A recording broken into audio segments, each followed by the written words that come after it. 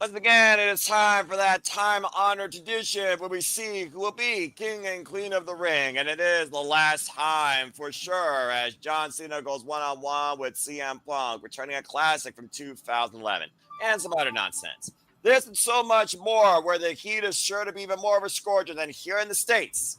This weekend in Saudi Arabia, to come together to see the predict WWE Night of Champions, or evening afternoon of some champions, where this should be more about King Queen of the Ring, but that's beyond the point.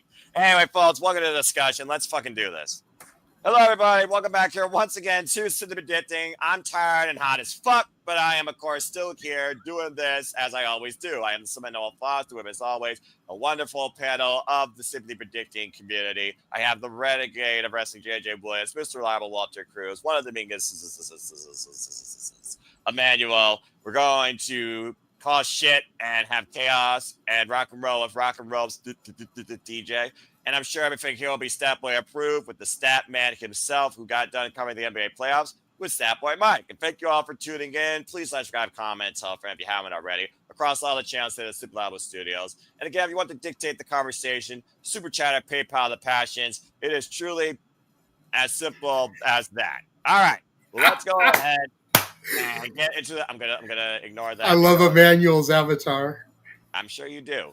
That being said, I always appreciate you, JJ. Welcome back to the Predicting. How you feeling about this weekend's PLE festivities, WWE Night of Champions?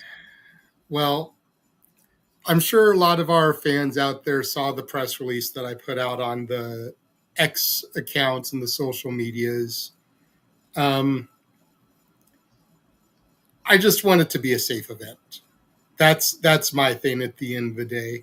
I still don't think it should be happening with everything going on over in that region right now. I think they could have easily found another city, another location, another venue to do it. But be that as it may, the powers that be decided to go on and do it. We're not going to cover it as a result out of protest. We're not going to be doing a watch along for it. But they still have time to have a change of heart and pull out before SmackDown tomorrow. So we're going to go ahead. We're going to simply predict things because the prediction leagues never rest, Sir Noah. No, they don't.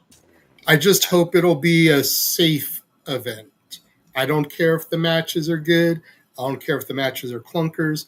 I just hope everybody gets in and gets out free of harm. Yeah, at the end of the day, human morality trumps the almighty dollar, despite who runs this country versus what's going on over there. But again, not being political. Too hot, too tired for that. Stay tuned for, I'm sure, the great annual bashing that NoDQ does. I don't even know if they do that anymore. Anyway, well said, JJ, and I respect that decision. I'm sure Statboy also approves that mindset as well. Speaking of which, Statboy, good to have you back here once again. Stupid Ditting, WWE branch your things. And before I give it to Statboy, while he has the stats, I do have the brackets when it comes to leaderboards. So shout out to Colin and Gino that are holding it down for Team NoDQ in WWE. And as far as the Galaxy, King Kieta right now is holding it down there. So kudos to him as you are looking at, of course, the top 30. Shout out to my horsemen of predictions as well. And Emmanuel, you and Arlene, as always, the never-ending story and robbery with you freaking two. But you're doing pretty darn good. That being said, Statboy, good to see you. How you feel about Night of Champions? I will definitely agree with my brother on this. When everything went south in the Middle East, I'm like, there is no way that this event should be taking place over there. It's not safe. It's a dangerous situation. And, then literally in the span of 24 to 48 hours, everything's fine. They're going to behave. They're going to be nice. And it's like, okay, well, still stay home. Don't go over there. But they're going to go on with it. So that, like I say, you may not agree with their decision, but you have to respect it. The good old adage, the show must go on. So as long as they get there safe and as long as they get home in one piece, future events, that better be on the table. But let's just move on with it. Let's just talk a little bit of wrestling because that's what we are. We're a wrestling family, and let's just go with it. The stats are ready, so, hey, it's up to you what you want to do with them. Yeah, fair enough. and I always appreciate it regardless. So again, always continue your work. Again, Yep. talk about the traditions leagues never being done. The Stat Boys work's never done either. Nope. And it's also good to, of course, have Avatar Man here, this time being played by, of course, the host of Rock and Robes, DJ. DJ, good to have you once again, part of Sleep Addicting. How you feel about W9 Champions? I'm hoping CM Punk kind of, gets his big moment again, rehashes what happened back in the day at Money in the Bank, just takes the belt, kisses Cena away, goes away into the Saudi crowd and pulls a Brock Lesnar and flies home in his private jet. But all won't be well in WWE land, I know. A boy can dream. On other unrelated note, Ropes finally bought his ticket to All In. So I officially have my own person at All In. He's going to be on the hard cam side again. So be ready to see Rock and Ropes at AEW and all the AEW sickos being triggered.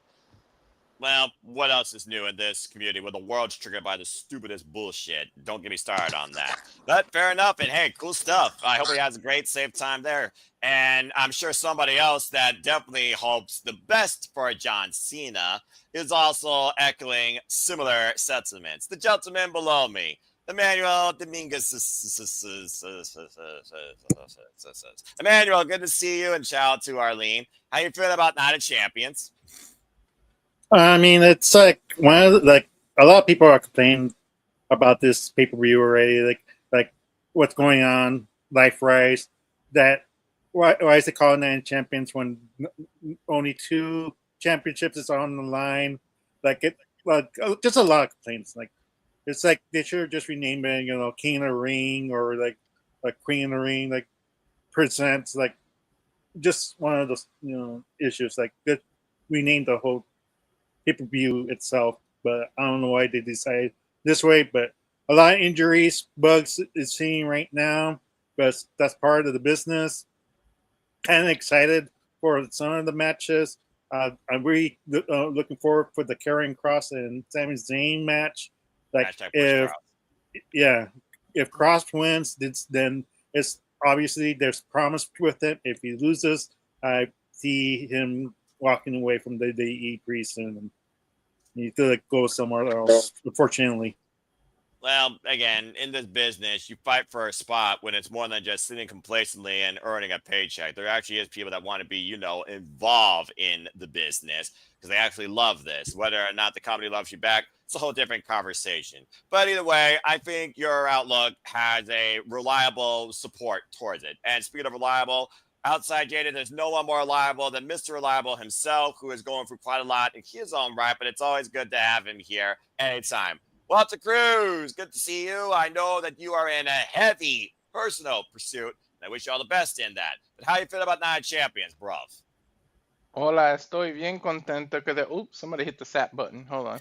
Yeah, Ropes allowed to be sexy, okay? What the hell did it No.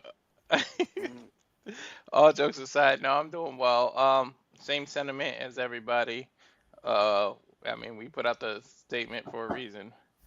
But yeah, as long as everybody is safe, that's all that matters. But I'm still, even though I won't watch it until maybe after everything's done fine, I'm hoping everything goes well, and that's about it. But there's some matches I'm looking forward to than others, but this seems like a glorified house show in some ways. Well, I mean, again, you can say that about a lot of things anymore when it comes to the showcasing, but that's a whole different conversation for another day. Go check out the shenanigans, the review, or the freaking impromptu. All right, with that being said, we got a full cast of unique analysts here. So without further ado, I know someone else did show up in the chat like a WWE entrance intro. He could talk after I get this thing kicked off. So without further ado, Matt, Colin, and Nicholas, good to see you. Sympathetic community and panelists and backroom catering panelists that showed up late. You're lucky I'm not like Vince and will friggin' chastise you, damn it. Let's go ahead and get right into it, shall we? God help me. All right, so that being said, yes, this is WWE King and Queen of the Ring. Fuck the name. It is WWE King and Queen of the Ring. We, of course, will crown the King and Queen of the Ring, who will have guaranteed championship opportunities. We also have the WWE Championship on the line as well with some other matches. We got 6 matches total. Yes, this show is still taking place, folks, in Saudi Arabia, Riyadh, Saudi Arabia. As, of course, will be happening this Saturday if you choose to watch it on the Peacock, or if you're international or use VPN, the WWE Network RIP. Let's go ahead and get right into things. I think it's only fitting since we're talking about King and Queen of the Ring. We start off with one of those matches. That being said, you guys know how this works. For those that don't know how this works, it goes like this. When it comes to the undercard, and at least 2 of these matches are considered that in my opinion, one person will state their thoughts and the rest will either agree or disagree. When it comes to the major matches, everybody will get their thoughts in, and we'll see how far this goes. And again, your opinions matter too, so get your predictions in. And of course, the forum will be live on my social medias come tomorrow morning. All right, so let's go ahead and get right into things. And I think we'll start things off with the person that needs to be pushed, and also a person you thought that was going to be in the finals, but is not. And despite the fact not King and Queen of the Ring, we're going to give Karrion Kross some damn respect. And Sami Zayn, everyone loves Sami Zayn, right? Walter, you kick things off here. Let's talk about Sami Zayn versus Karrion Kross. This impromptu grudge match that literally kicked off this Monday Night on Raw after Sami Zayn sucker punched the former NXT champion. Of course, Sami Zayn lost against the Viper Randy Orton on his way to the finals of the King of the Ring tournament. Didn't have a way into the show. And somehow opportunity presented itself and was created for both these men. Why Karrion Kross, the entire WWE Universe, including all of us here, have been lobbying for this man to get a push. You could say this is more so just a cultural feel-good moment for one person, but you also might want to consider how long Karrion Kross, for him, it has been since he's been involved in a WPLE on any main card form. Like, keep in mind, this guy wasn't even involved in the damn Royal Rumble where they would put anybody in there from any promotion, as we've seen. So, Walter, what's your thoughts on this unique singles grudge? And who do you have winning? And is it literally one and done for one of these individuals as far as a push goes? What do you guys say about this? I don't think it's one and done, but considering the region and that there are, I think that Sammy wins. But I think Cross is going to sacrifice himself on purpose. He's going to keep trying to push Cross over the edge. I think there'll be a point where he gives him a chair or something, and he's going to get on his knees, and he's going to keep daring Sammy to hit him. He's going to do something to screw with Sammy's head, and he can't do it. So Sammy will win regular, but I don't think one and done is going to happen. I think this is going to end up a rivalry, and eventually we'll see Sami Zayn go to the dark side. There's just too much teasing with what's going on, and eventually Sammy will get that title run. I said earlier on Spaces, I already predicted it. I think Sami Zayn is the next year's Royal Rumble winner, and I'm predicting it way in advance. So if people start saying that, they can't say I jumped on the bandwagon or feeding off other people. Sami Zayn is winning the Royal Rumble, beating Gunther at WrestleMania, and they're rerunning the IC title thing with the world title. So I'm calling it way ahead of now, but Sami Zayn is going to win this one. All right, fair enough. So he's going with Sami Zayn. Okay, well, that being said, Sami Zayn, and to your point, the Royal Rumble is also next year in Saudi Arabia. So whether or not we see somebody fall and pray or get haluvaed into obscurity once again, I think that's a fair consensus for a little bit of longer-term booking and storytelling if WWE follows that route. I think there is a reason why the Royal Rumble is in Saudi Arabia for more than just the fact that there's a money market there. Okay, so we got Sami Zayn. Let's go ahead and see if anyone agrees or disagrees. Sami Zayn, well, that didn't take long now, did it? JJ, go ahead. Look, as much as I love everybody's favorite human Muppet, if Sami Zayn was going to go over big in Saudi Arabia at this show, he'd still be in the King of the Ring tournament. Kross is going to get this victory by any means necessary. I agree with Walter, it's not going to be a one and done, and I think Sammy will win the feud in the end, but he doesn't get the W here. If Sammy was going to go over big in Saudi at this show, he'd still be in the King of the Ring. Okay. And I've been saying Sammy's going to be the Rumble winner also, so Walter and I sharing the same brain cells once again. But I thought that he was going to win King of the Ring in Saudi and Rumble in Saudi. Clearly, he's not in the King of the Ring. He's losing to Cross. You don't finally put Cross on the PLE the first time since, I want to say, Crown Jewel 2022 or 2023 that he's been on a PLE, which ironically was Saudi, and then you have him job. Cross needs the W here. All right, fair enough. Well, in typical sleep predicting fashion, when there's a crossroads in predictions, that pretty much opens the room for everybody. It's an interesting stat you put out as well, because, yeah, I'm about to say, when was the last time you saw Karrion Kross not on your generic WWE speed freaking broadcast or WWE's main event, which, believe it or not, folks, I believe that is still a thing. And Statboy, maybe you could actually validate this. I believe he's correct, because the last time I do remember seeing Karrion Kross on a Saudi Arabian show, or who am I kidding, on a WPLE in general, was Crown Jewel 2022 with... Let me give him a moment. I can't believe you fucking put me at trivia. Drew McIntyre inside a steel cage after that little bit of a feud. So... let's go ahead and get your thoughts next. Do you agree with your brother here? Who do you got? I will disagree with my brother that Sammy is going to lose. I think Sammy is going to win. But basically, I have a feeling that Karrion Kross is in developmental hell right now because this is his first match in a while. So you are correct about that.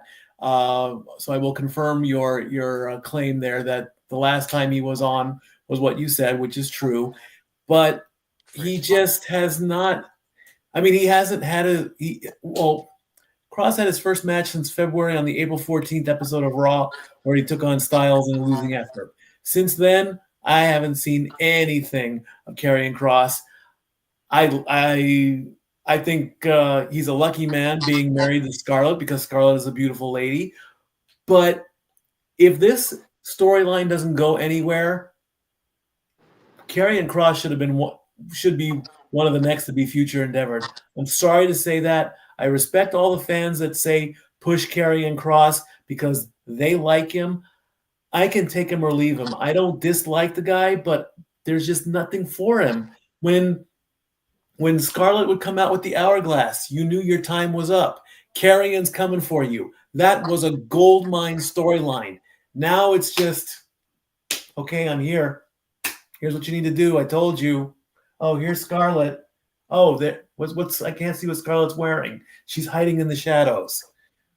So, sorry there, bro, but Sammy's gonna win this one. And then they're gonna seriously take a look at Karrion. If this doesn't go till SummerSlam, it's a miracle. Yeah, fair enough. I mean, to JJ's point and Walter's point and to that boy's point, you're not wrong when it comes to insert person here. He takes the look and style of, pun intended, plays psychological warfare for a one-off match and gone. The utility doesn't even qualify Karrion Kross because he's not used friggin' enough. So, fair point. All right, well, that's 2-1. DJ, let's go to you next. What's your thoughts on this one-on-one match? To everyone's point when it comes to Karrion Kross, I mean, I literally was going back to WWE NXT and looking back when he was the NXT champion and he took on 5 of the best that WWE had at the time in NXT, of course, back at In Your House. Here he's probably taken on less than 5 people in the last calendar year in a backstage segment to try and build something. So what do you think of this? See, I kind of agree with JJ here. There's no reason to if you're putting Karrion Kross in this match to lose, that's not giving him a push. That's giving him a love tap. If you're really going to seriously give Karrion Kross any type of push and treat him seriously, now's the time to do it. And Sammy's the perfect person who can take a loss right now. And it doesn't affect the end game of Sammy whatsoever, especially in Saudi. Especially if you're trying to get Karrion Kross over as a heel. Him beating Sammy in Saudi kind of gives that good heel perception. So if you want to do what's really best for business, Karrion Kross gets the win here, and there's no question about it, because Sammy don't need a win right now. Sammy hasn't done anything of substance to really deserve a win in storyline. Karrion Kross kind of does. He hasn't been on TV, and they're trying to establish that he's some type of presence. So if you're going to establish him, he needs a dub, and a PLE is a pace to do it. If he loses here, they're basically saying, okay, we're going to make you lose to everyone on the way out before we future endeavor your ass. So if he does lose here, just know that's a bad sign to come for Karrion Kross in the future. About to say, the hourglass and him still being in WWE sounds like it's literally dwindling away just based on all this conversation. All right, well, 3-1. James, welcome to City of Virginia, by the way. Despite my mood, it's good to have you here always, bruv. Always good to chat wrestling with you. What do you think about Karrion Kross, Sami Zayn? Of course, you and I followed the Black Gold NXT. We saw Karrion Kross's incredible rise and dominance when he was, of course, the NXT champion, including that fallout with Finn Balor when he sent Finn Balor up to the main roster. What a bygone era that was, by the way. What do you think about this singles match? I'm with JJ, Walter, and DJ, and so far I'm going with Karrion. I think Karrion needs to win more than anybody else at this point. So I'm gonna go with him. So there you go. Yeah, Walter had Sammy, by the way. Yeah, about to say. Did Walter have Sammy? I'm sorry. Botch. Well, sure. That's why I spoke, because Walter was first and I disagreed with him. That's why we did this whole thing. That's fair. Okay. James, pay attention. I will give you credit that one, you're also here in the Midwest, and it's also hot as fuck. I'm retired, so I'm not going to get on your case tonight. All right, fair enough. Well, that being said, we got 4 crosses, 1 Sami Zayn. And sorry, bro, you're still alone right now because I also feel Karrion Kross needs to freaking win, damn it. I understand. 2 Sami Zayn. Statboy agreed with Walter. What? Statboy agreed with Walter. Statboy and Walter have Sammy. Yeah. Statboy and Walter also have Sammy? Oh, okay. I didn't think you guys Yes, we do. Well, I guess, there's at least a couple of Muppet fans here. So we got 2 and 3 right now, or 4. You all can do the math. Okay, well, that being said, it's all over the board, man. You'll finish this thing out. Sami Zayn, Karrion Kross, future endeavor, or Sami Zayn gets a big moment in Saudi Arabia and possibly gets on SummerSlam. Considering he's out of the King of the Ring tournament, he got squashed by Kevin Owens at the Elimination Chamber. He was oblivious. He wasn't even part of WrestleMania as well. But this might as well be treated as a WrestleMania for both Sami Zayn and Karrion Kross when it comes to the scope and the showcase of where we're at. So what do you got to say, Emmanuel? I have Karrion Kross winning this match. I mean, like you guys said, like like I said earlier on, if he loses, he's a future endeavor. He's better off going back to the Indies, maybe AEW, but and try to just destroy everybody one by one. But that would be a foolish move for WWE because people are wanting them be on TV. There's a science you can see as they push Kross. There's a movement temporarily. I don't know how he's doing it in merchandising sales now with the shirts being sold out. Like he was number 1 for a brief moment. Like it's obvious that people want to see Karrion Kross, the site that Vince McMahon didn't want to put out there, who wanted to bury this guy since day one, and ever since, like people still talk about the promo with Adam Cole and what he said, but for me, like I really don't remember that much of the promo to this day. Like he's just an interest in everything like that. What is he now? Well, he has proven that with like he's still the same guy. Like he's still that savage, the beast who could conquer the division and conquer like everybody if booked right. And I really want to see Karrion Kross versus Gunther someday, but that's one. Yeah, but that's one. But he needs to be built up. Fair enough. All right, fair enough. Well, good stuff split across the board, but in my opinion, Karrion Kross win or get the fuck out of there if they're not going to respect you for what you've been trying to prove since you've been called up from NXT. And to think, again, the last time he was involved in a PLE in any capacity was the Slim Jim Royal Rumble, I think, back in Detroit SummerSlam. This is his first singles PLE match in insert time here. Damn shame. All right. Either way, Karrion Kross, good luck. But yeah, wins the primary, Sami Zayn won. All right, moving on. Now let's go ahead and get into what the show actually should be called, King and Queen of the Ring, shall we? And we will start with ladies first. So let's go ahead and talk about the Queen of the Ring, shall we? And again, I did not do this on purpose, but boy, JJ, aren't you in the conventional convenience seat for your bitch? Let's go ahead and talk about the finals of the Queen of the Ring tournament, folks. It is Jade Cargill who beat Roxanne Perez versus the returning Asuka, who of course punched her ticket to the finals. Straight up, you all know how this goes. What happens here? This person will likely get a championship match at SummerSlam. It was last year, Queen of the Ring, where Nia Jax, the fridge, squashed Lyra, and I do squash in all caps and quotes. Jesus, nearly killed her. And of course, led to her beating Bayley at SummerSlam. I witnessed live. Bleh. And we've all seen what that led to. Jade Cargill, though, we've seen how far she's come in the ring. Asuka, though, it's been a long time since we've seen Asuka involved in any World Championship picture. Asuka and Io Sky, incredible respect for one another. Again, we talk about, Joshi Pro, Stardom. We talk about Japanese pro wrestling roots, Kana, Io Shirai. And, of course, Jade Cargill. Well, we're trying to see if she can finally stand on her own and maybe finally win her first singles title. She's already had that face-to-face with Tiffany Stratton in the past. But we also know she has her enemies, the detractors, against her as well in this company. All right, JJ, I'm not going to, put any more pressure on you than I should, because how long have you followed the person on the left and pretty much christened her for what she's been in WWE? Why Jeff Meacham said she probably had one of the safest, most choreographed matches in WrestleMania history.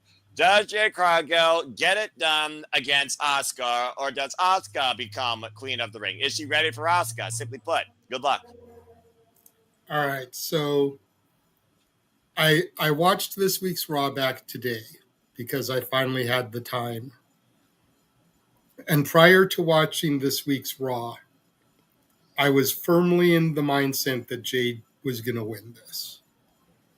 The way I had it booked was Jade was going to win the Queen of the Ring, go on to SummerSlam, defeat Tiffany Stratton, Naomi cashes in, takes the belt away from Jade. That way they can keep their rivalry going. However, the men's King of the Ring is SmackDown versus SmackDown. The winner of the King Queen of the Ring matches get to challenge for their brand's championship at SummerSlam. Yeah. They're not going to have two SmackDown winners. They've got to give Raw a W here somewhere. And what is the better drawing match for the first ever two-night SummerSlam? Jade and Tiffany or Asuka and Io? Asuka's getting the W here. And we're getting Asuka and Io at SummerSlam. Legit, I actually feel excited for that match personally. Legit, if that's the case. All right, so he went with the Empress of Tomorrow. He went with Asuka. Let's go ahead and get the rest of your thoughts. We'll go with this time reverse order for now. So Walter, I go to you next. Asuka, Jade Cargill. You think Asuka and Io Sky finally mix it up for the first time ever in WWE for the World Championship, which I believe will be Io Sky's first defense since WrestleMania, and that's some crazy shit. Or do you think Jade Cargill will surprise us and brand split, LOL? Do you think we could possibly have the winners from the same brand? What do you think? I think I'm gonna stick to my original and do the whole Naomi and Jay. I get where JJ's coming from, but I think they do that. And seriously, the fridge, as you call her, my girl Nia Jax, she lost in the first round of the King Queen of tournament, did she not? And then the SmackDown all of a sudden still got a title shot. So what the hell was the point of her being in the Queen of the Ring if she still got a title shot? So I feel like you can still get the Io and Asuka even if she doesn't win this one. You just got to do it the right way. I mean, you can get a title shot doing anything nowadays. They really don't hold that as a prestige weight. There's people that get title shots simply by asking. There's people that get a match because they get pissed off and go to Adam Pearce. So they did do a little tease of Asuka and Io back there, where they kind of officially proved that the damage control was dead with what was said back there. But I think the whole Jade and Naomi cashing in on her, I think that's more of the story to tell. That's why I think that Jade pulls this off, and Asuka and Io can still be done in a different way. All right, fair enough. I love the fact already it's a split mindset. JJ, I do see your hand. Then I will go to DJ, from JJ to DJ. JJ, what you guys say real quick? I just want to rebuttal one thing, and this is what's really weighing in my head. What? As of right now, the women's Money in the Bank briefcase is still 100% cash in. Yes. Naomi costs Jade the Queen of the Ring finals. Jade fucks over her cash in. We have our first failed women's cash in. Bound to happen. Nothing stays 100% forever, right, Stat Boy? That being said, DJ, what do you think about this match? Jade Cargill, Asuka, where do you stand for this year's Queen of the Ring? Is Jade Cargill ready for Asuka, or will Asuka once again ascend one step closer to where she's been most of her career, a throne? I don't know if DJ passed out or not. Damn, he might have passed out. Can't say I don't blame him with this heat. Oh, DJ? DJ going once, going twice. Okay, He might be putting his son to bed or something. That Yeah, also let's could say- be a thing. Well, again, God bless families and their fathers. We'll go back to him once he's back. He can private chat me. All right, Statboy, let's go to you next, since I did call out about the fact that nothing stays 100%. Are you 100% certain in your prediction, though, and where do you stand? Go ahead and sell the split. Based off of what JJ just said, again, WWE booked this man. Okay, there you go. I've said it for months about Jade Cargill. You've got to find the right time to pull the trigger. This is it. This is it right here. The storm is coming. The storm hits in Saudi Arabia, even though that happened almost 20 years ago, but we're not going there. This is your time. You have got Jade Cargill locked and loaded. Pull the trigger. Put the crown on her head. Let this thing happen. Asuka and Io, that's great money. But this might be the straw that breaks this camel's back over here, because I've been saying it. I want to see something big happen with Jade. And the only things that have happened, she's gotten the tag team belts, and then they put her through the windshield of a car. That's not the way to book this superstar. This is the opportunity. This is it. Have her get the Queen of the Ring. Have her do this storyline with whoever the champ is going to be on her brand. As he's got that. I'm at 85% on this one. I really am. I'm still going to go with Jade. I want Jade to do this because I like her look. I like her character. Yes, he did just do that, and because I knew he was going to do that, but I gotta beefy. I do not want to see this talent be wasted. I don't. If I ever got the chance to meet Jade Cargill, I would tell her this. I'm like, look, they are holding you back, and I want to see what I was supposed to be watching in AEW, which I didn't do.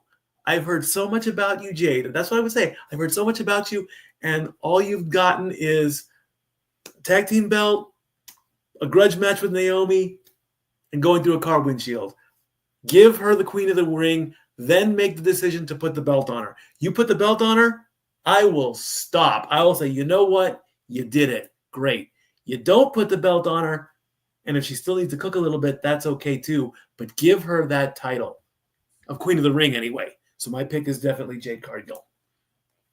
All right. Fair enough. 2-1. Okay, let's go down the bottom to Emmanuel to see where he stands. Emmanuel, Jade Cargill, Asuka. Again, Asuka coming back from injury. Of course, she hasn't really held a singles championship for quite a period of time as well. Of course, former WWE Women's Tag Team Champion. So there's some similarities when it comes to dominance and accolades. Why Asuka kind of done everything in WWE. Jade Cargill is looking to finally be her own standout in WWE. This could be her first opportunity. Do you think Jade Cargill can get it done against Asuka, or does Asuka knock her back down into mid-card obscurity? I mean, like, it'd be great to see Asuka to win King of the Queen in the Ring, but Queen of the Ring is the type of careers that launches people. Asuka has basically proved and earned everything that's been given in the E. Would it be a great accomplishment that she could do the ground crown championship all over again, gain the IC and US title eventually? Sure, but it's time for Jade to to win this. Like, my only fear is the predictability of the match, is because like everybody suspects that Naomi's gonna cash in doing Jade versus Tiffany, and then it's gonna be a triple threat match, and Jade tweeted out saying that if she cashes in, she's gonna waste her cash in because there's no way that Naomi's gonna win against Jade Cargill, and what's gonna happen is Jade's going to be losing that match, and it's one of those things like it's gonna be like Cody Rhodes type of level. But yeah, I'm gonna have to answer that. Come back to me, Noah. About to say he's getting called or paged by Discover. I think I don't know what the hell is happening. All right, well that was interesting. Fair enough. Hello. Okay. All right. Well, that being said, James, let's go to you next before we see if DJ is back in the proverbial hot seat. What do you think about this? To everyone's point, yeah, Asuka has earned and done everything. Jade Cargill has yet to do something of relevancy for herself since being, crashed on a windshield and destroying Naomi, who still not only got a WrestleMania moment in defeat, she's now missed Money in the Bank. So right now, who's more in the driver's seat? And by the way, anyone know where Bianca Belair is? The EST gone MISSING? Just saying. James, what do you got to say regarding this? Last I saw, Bianca was injured. Damn. Yeah, she was, unfortunately. Okay. I going with Jade because it makes sense for Jade. I stick with that just because there's obviously going to be that feud where Jade's gonna cash in, or Jade's gonna win, and then Naomi's gonna cash in on her. That's how I feel like we're going. To me, at least, just to really get a one-up on her. So yeah, that's what I stick with. I think Jade's winning, so we can further that story along somehow. So that's what I think he is. It almost feels a little bit obvious of a story at this point, considering how much people believe that is the mindset. But again, when you look at, brought to you by Wingstop, Jade Cargill, Bianca Belair, Naomi, it's kind of been the story of this aspect of the women's division since WrestleMania last year when the three came together in unity, and now they've had a fallout. So there you go. JJ, I see your hand real quick. What you got to say? 3 points. Number one, you can further the storyline even better with Jade being cost the opportunity. Number two, Emmanuel brings up the point about how Asuka has accomplished everything there is to do. She doesn't really need it. Cody Rhodes and Randy Orton, anybody? Neither one of them really fucking need it either. I still say it should have been Sami Zayn and Jey Uso in the finals. That's a whole different conversation. We'll get to that later. Continue. And number three, the Empress with her crown. Like I said, get back on that throne. The Empress of Tomorrow back in the spotlight today. It's possibly to be the future women's world heavyweight champion. Seems bad to me. Plus, I am far more enthralled to see Asuka versus Io Shirai than, the usual Tiffany Stratton and Nia Jax or holla holla tag team match player. Jade Cargill, Bianca Belair comes back from injury, and you get her taking on Tiffany Stratton, Jade Cargill versus Naomi and Nia Jax because, that'll put butts in seats. All right, DJ, you back yet, bro? Why don't you go ahead? Yeah, I'm back. I'm sorry. I had to run to the bathroom. Yeah, good deal. Well, I mean, I wouldn't call this match a bathroom break, but that being said, when you guys... He heard you start out talking about Nia Jax, and all of a sudden you had to use the bathroom. That is... I'm glad you said it first, JJ, because that is exactly what triggered it. Did you wash your hands? Did you wash your hands, good sir? Yes, I did. Good. Because they were not trying to relive 2020. And I'm not just talking about the pandemic. That being said, DJ, go ahead and give your thoughts towards the queen of the ring. What do you guys say regarding this match? See, I got Jade winning this one because Jade is at that point of she needs to start getting a serious push. This is kind of the perfect time and perfect position to give Jade said push, especially with Naomi being the Money in the Bank winner. It's kind of telegraphing itself a bit. So I feel like going with Asuka would be kind of a swerve, and I don't see them swerving us here. So I got Jade winning this, and she's going to have a big match at SummerSlam. Against who, we don't know. Yeah, I'm about to say again, if Naomi and Nia Jax are working together to cost Timothy Stratton, you very well might not have Tiffy time at SummerSlam holding that championship anymore. All right. Well, that being said, I think I have to go with, despite it does seem pretty much right down the line to SummerSlam, pretty obvious. I think you all are on point. I think that at the end of the day, what does Raw have for Io Sky besides Asuka to challenge her at this point? So it's not like Asuka needs this to get that match. They have that mutual respect. We've also seen Asuka bring out that kabuki side of her and spit mist in her friend's face to get said match. I think regardless, you're getting Io Sky versus Asuka at SummerSlam, if not Evolution, to try and draw ticket sales there. But I think Jade Cargill, if she doesn't win this, she never is going to get that big singles breakout, even for a moment. So I agree with the consensus that Jade Cargill should win this. Now, whether or not Naomi cost her at SummerSlam, before SummerSlam, she stops Naomi from cashing Money in the Bank. The women's Money in the Bank becomes almost as bad as the men's has over the past years when it comes to cash-ins getting fucked up. It just feels like, at least for the women, to be a first-time thing. So I am going to go with Jade Cargill because I do think the story is going to be Jade versus Naomi for the remainder of the year. Whether or not they go as far as Hell in the Cell like CM Punk and Drew McIntyre did, that remains to be seen. But I am going to go with Jade Cargill. All right, well, good job, everybody. We're going to take a brief break from everyone going around the horn. Yeah, know what I mean. And we're going to start with James to, simply put, give his thoughts and see if everybody agrees. Let's talk about Samoa Werewolf and talk about love versus hate, shall we? It's Family Feud. And this is not hosted by Steve Harvey. It is, of course, the WWE United States Championship on the line. Jacob Fatu, the Samoan Werewolf, defending against the man that he said, I hate you. Solo Sikoa. James, I'm sure you're not going to be fickle during this, but I know how much respect you have for both men, not just the fact we follow MLW, but you've been on Solo Sikoa's support bandwagon since I don't know when. And Solo Sikoa right now is looking for his first singles championship, basically since the NXT North American Championship, if you all remember that from the Rainbow Bright shit NXT. Ain't that some crazy shit? Yeah. So, James, what do you guys say regarding this? Do you see JC Mateo and LA Knight getting involved? Because it's maybe break down into a tag team match play as we've seen battle lines drawn. Hell, we've seen Jimmy Uso come to the freaking aid also now. And we know Jimmy Uso also has bad blood against Solo Sikoa. And, of course, Jimmy Uso is family with Jacob Fatu, which I also find very interesting. So what do you guys say regarding the United States Championship match? And simply put, do you have a new United States champion? Oh, man. First of all, damn. The fact that we have decided we are not covering this as a watch-along, and I see these guys on the graphic hurts my heart, but got to stick with our sentiment. I will say this much.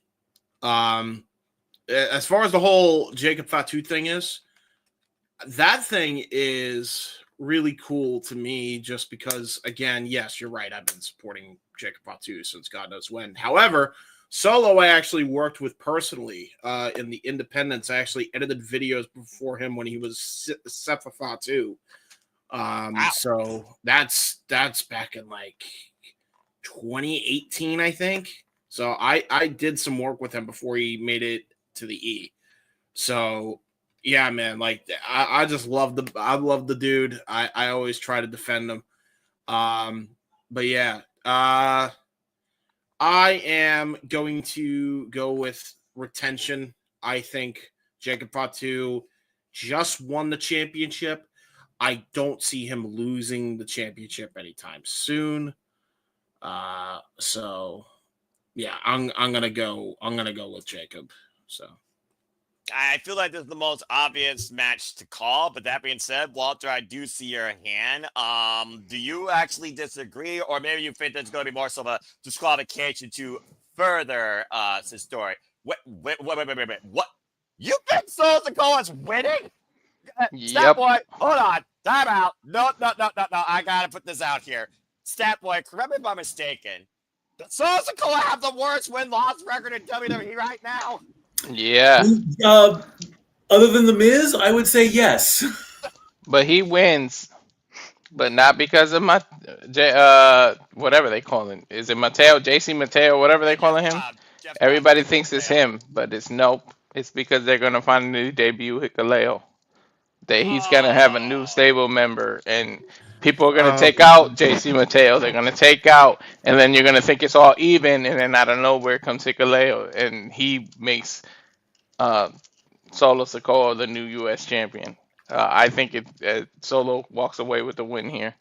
please don't. I like Jacob. Jacob has just won the belt. I like him too, but I feel like that's a way you continue the rivalry. And then what they end up doing is bringing Jimmy and Jay into the story, and like they're actually Jacob's backup. I I mean, guess. Jay's not involved in the King of the Ring, so I guess you gotta give Jay Uso something, considering he doesn't have the World Heavyweight Championship anymore. I can't believe we actually have a split consensus for Solo Sikoa actually become the United States champion. What the fuck? Okay, well, you all know how this goes. We had a split consensus, could- so guess what? Everyone goes. So go. To be honest, you could honestly do what I said and not turn the title over. You could still do the disqualification, still do what I said, but I'm just gonna say it's more impactful if Solo actually wins. I'm still flabbergasted by the fact you said Solo Sikoa wins the championship. Keyword wins the championship. Again, predictions are about who leads with the goal at the end of the day. You're saying Solo actually wins a title, a singles title. What? Okay. Wow. Lee, that threw me off. I thought it was going to be the biggest prediction of the night. Okay, well, let's go ahead and get one else consensus. DJ, let's go to you next. What do you think about the WWE United States Championship? Of course, again, we saw the fallout at Money in the Bank, and no one's been able to touch Jacob Fatu. He almost looks like he's indestructible when anyone tries to damage the damn man. Do you think that Solo Sikoa, even with new faction members, actually has a chance to win this title? Or does Jacob Fatu retain? I think Walter's either high, sleep deprived, or a combination of both, because there's no fucking way Jacob Fatu is losing that match. I don't know what you're thinking. You never bet against the fucking Samoan werewolf. He's beating the shit out of everyone, including the 7-foot Hikalelo or whatever the hell his name is, Halula.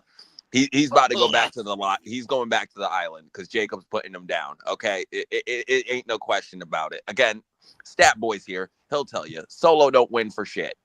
Okay, not a goddamn thing. The whole reason he turned in the first place on Roman because people need to be held accountable for their losses, and all this motherfucker does is lose. So I think they're gonna stick to that trend and make sure he's accountable for every single one of his fucking losses, including this one. So yeah, Walter, go get some sleep. You know, go drink some coffee. You know, get some water in your system. Try to get some sober over here because you're clearly high. Wow. Okay then. I gotta follow that. I'll let you breathe for a moment. JJ, follow that shit. What do you think about this? Does Solo Sikoa have a chance in hell, even if the place is Saudi Arabia, to win a single championship, or to TJ's dissertation, relegated back to the island of irrelevancy? Again, actions have consequences. Are we finally seeing the consequences of Solo Sikoa in Jacob Fatu's mind? Power-hungry nature get the better of him. What do you guys say towards this? Wow. In the vein of the simple man, I'm going to keep this simple. Go for it. Jacob retains. You know what I mean? Simple as that. I agree. You know, I mean, Stat Boy, go ahead. Then we'll close the manual. This was actually quite interesting. Go ahead, Stat Boy. Wow. Yo, Renegade, I got something to say. How do you beat a werewolf? That would be a silver bullet. Yeah, Solo Sikoa ain't that smart to even use that kind of style, so Very floor. Because you know Totally. he's gonna even try and break the number one rule: you never headbutt a Samoan. So so those two things instant fail right off the bat. There's no amount of silver that's gonna knock out Jacob Fatu. He's not gonna be, Jacob When did Fatu this- is When did this turn into a Steiner math promo? I don't know, and I'm slowly losing my mind even worse now than the heat that was freaking. Why you gotta ravaging say my boy is stupid? I just said I worked with him. You can't catch him a break. God damn, Stat Boy. Come Not on. in this case. I can't. Sorry, you got a wild werewolf unleashed. That dog's gonna have his day. Jacob Okay. retains. Oh. I just had to throw out those little references to make Renegade happy. Well, when I was once a wee lad, even I understood that folklore mythology. And as far as I'm concerned, there is nothing silver at the United States Championship than that bald eagle. And even that's not enough to put Jacob Fatu down for a 2.5 count. All right. That being said, Emmanuel, close this thing out. It is literally 1, 2, 3, 4, 5, and most of the chat versus 1. Are you with the majority? But then against the Niger also playing crazy too. Do you think that Solo Sikoa beats Jacob Fatu and leaves the United States title? I see Solo Sikoa winning the United States Championship over Jacob Fatu. What? Okay, so you're clearly clam baking with Walter. I need you guys to hit me up after the show so I can join up with you guys. Hear me out. Okay, go Like ahead. if it's not, yeah. If it's not JC Mateo and it's not Hikuleo, it's going to be one of the Tongas. Both of them have been injured, and it's been a while now. I think it's been long enough for them to recover. Exactly. And they could just pop out and help Solo out. I mean, Hold my head up high.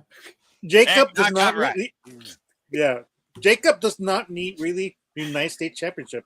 He could be a part like a temporary champion, and because he's basically World Heavyweight Champion, WWE Champion.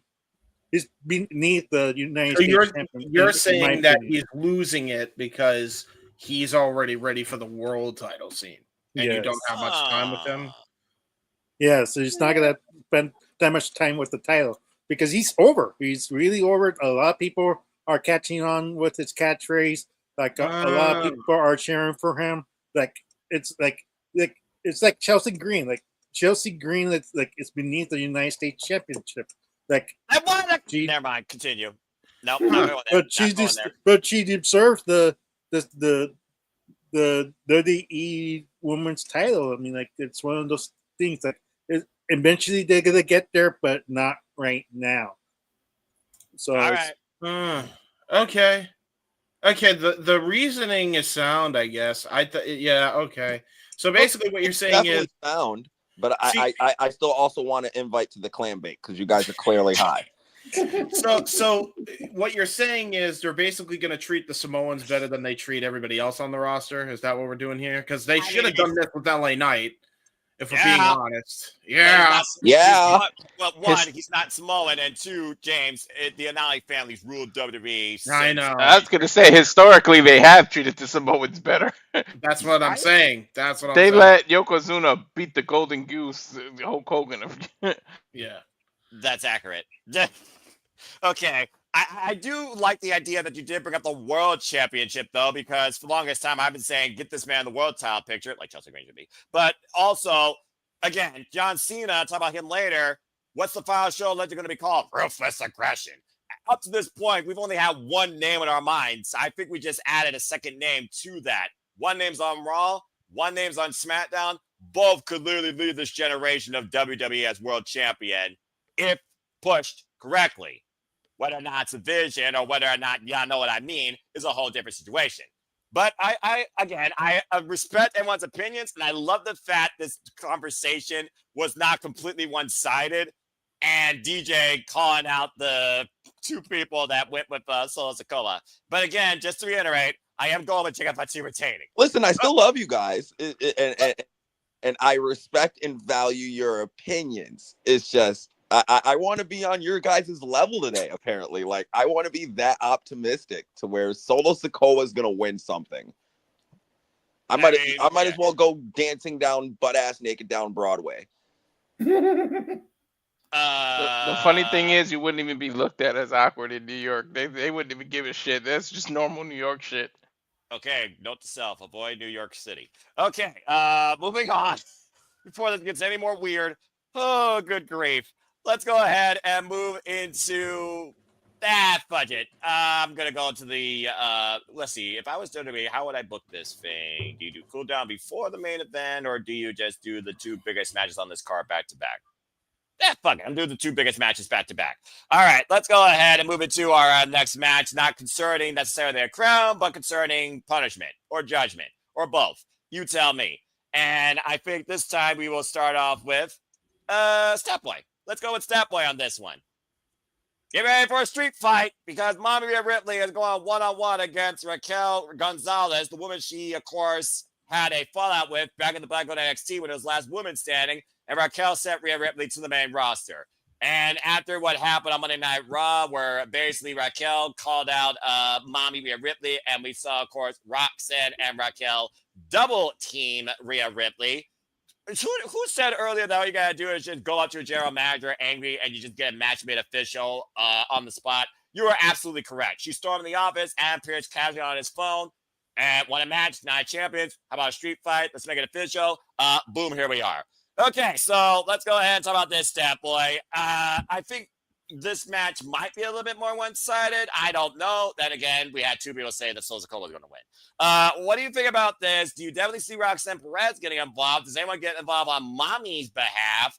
And who you think gets the better of this match when it comes to the 2, let's just call it what it is, heaviest strikers, heaters, competitors on the Monday Night Raw women's roster? It's a street fight, folks, simply put.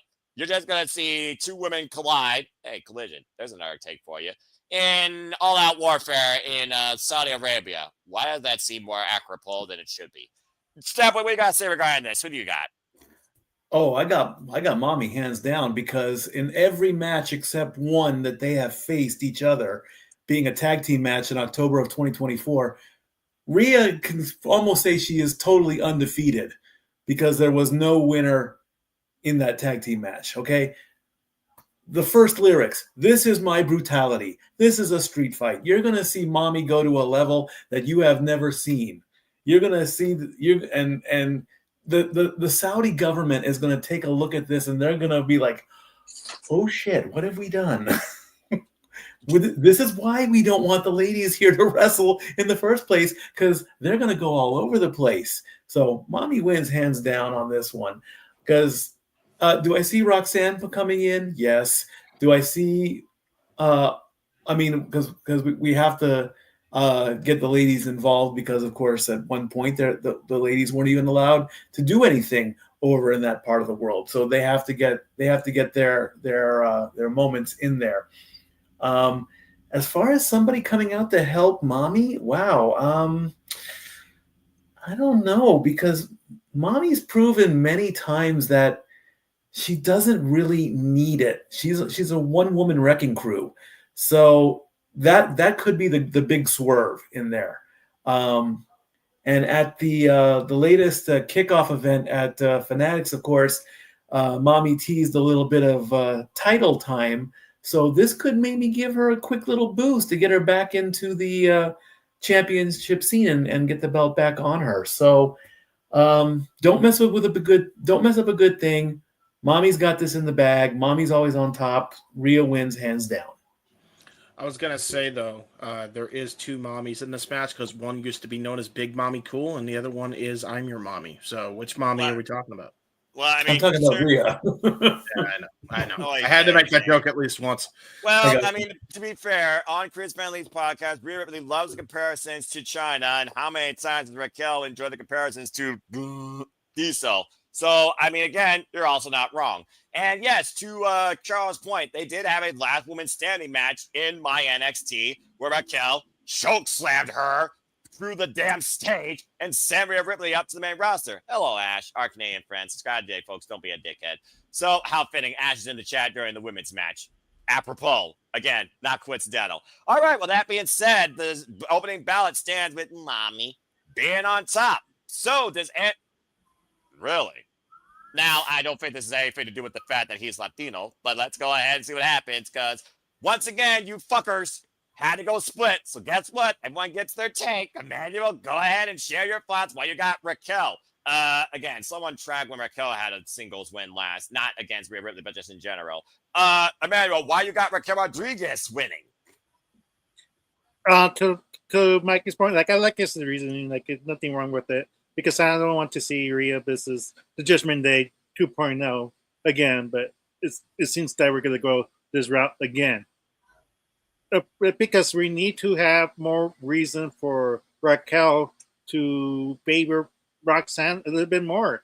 Like, yes, you could say like eventually she's gonna tag team with Roxanne and maybe become co-champions during the meantime, and that's how she earns Raquel's trust. But this is like a stepping stone for that dissension to be having because she had her back.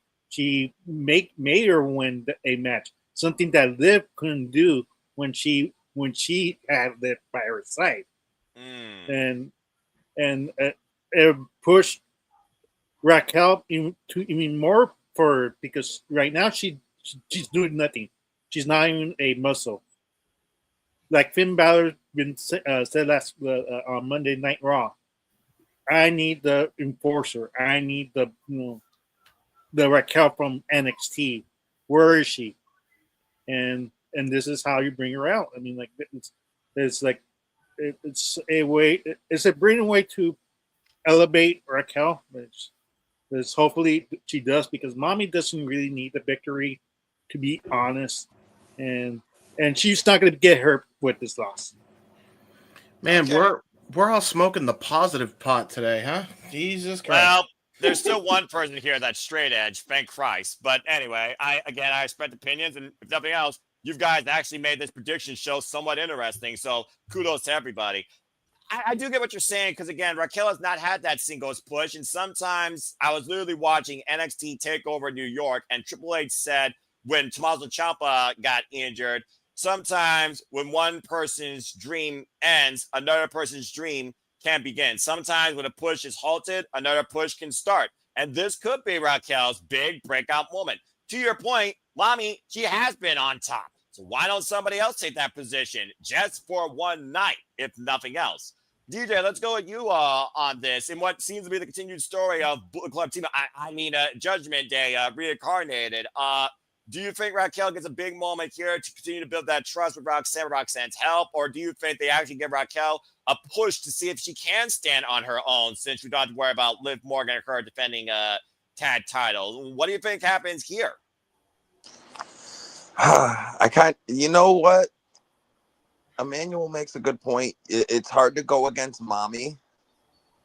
And I think what Stat Boy brought up, the fact that Raquel hasn't really gotten a win over Rhea yet. She's pretty much due for one. So this is going to be my black horse one. This is going to be my wild take. I'm going Raquel on this one.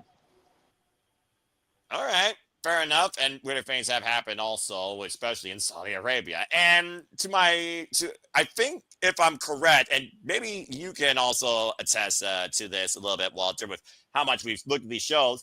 This is the first time I think the women are taking it to the extreme. We've seen them, of course, have the Elimination Chamber in Saudi Arabia. We've seen traditional one-on-one matches. Of course, we've had Queen of the Ring. We're having Queen of the Ring again. This is the first time we're getting a women's match under a stipulation at this point. So it is a big deal for these two, I think, as well. But what do you think?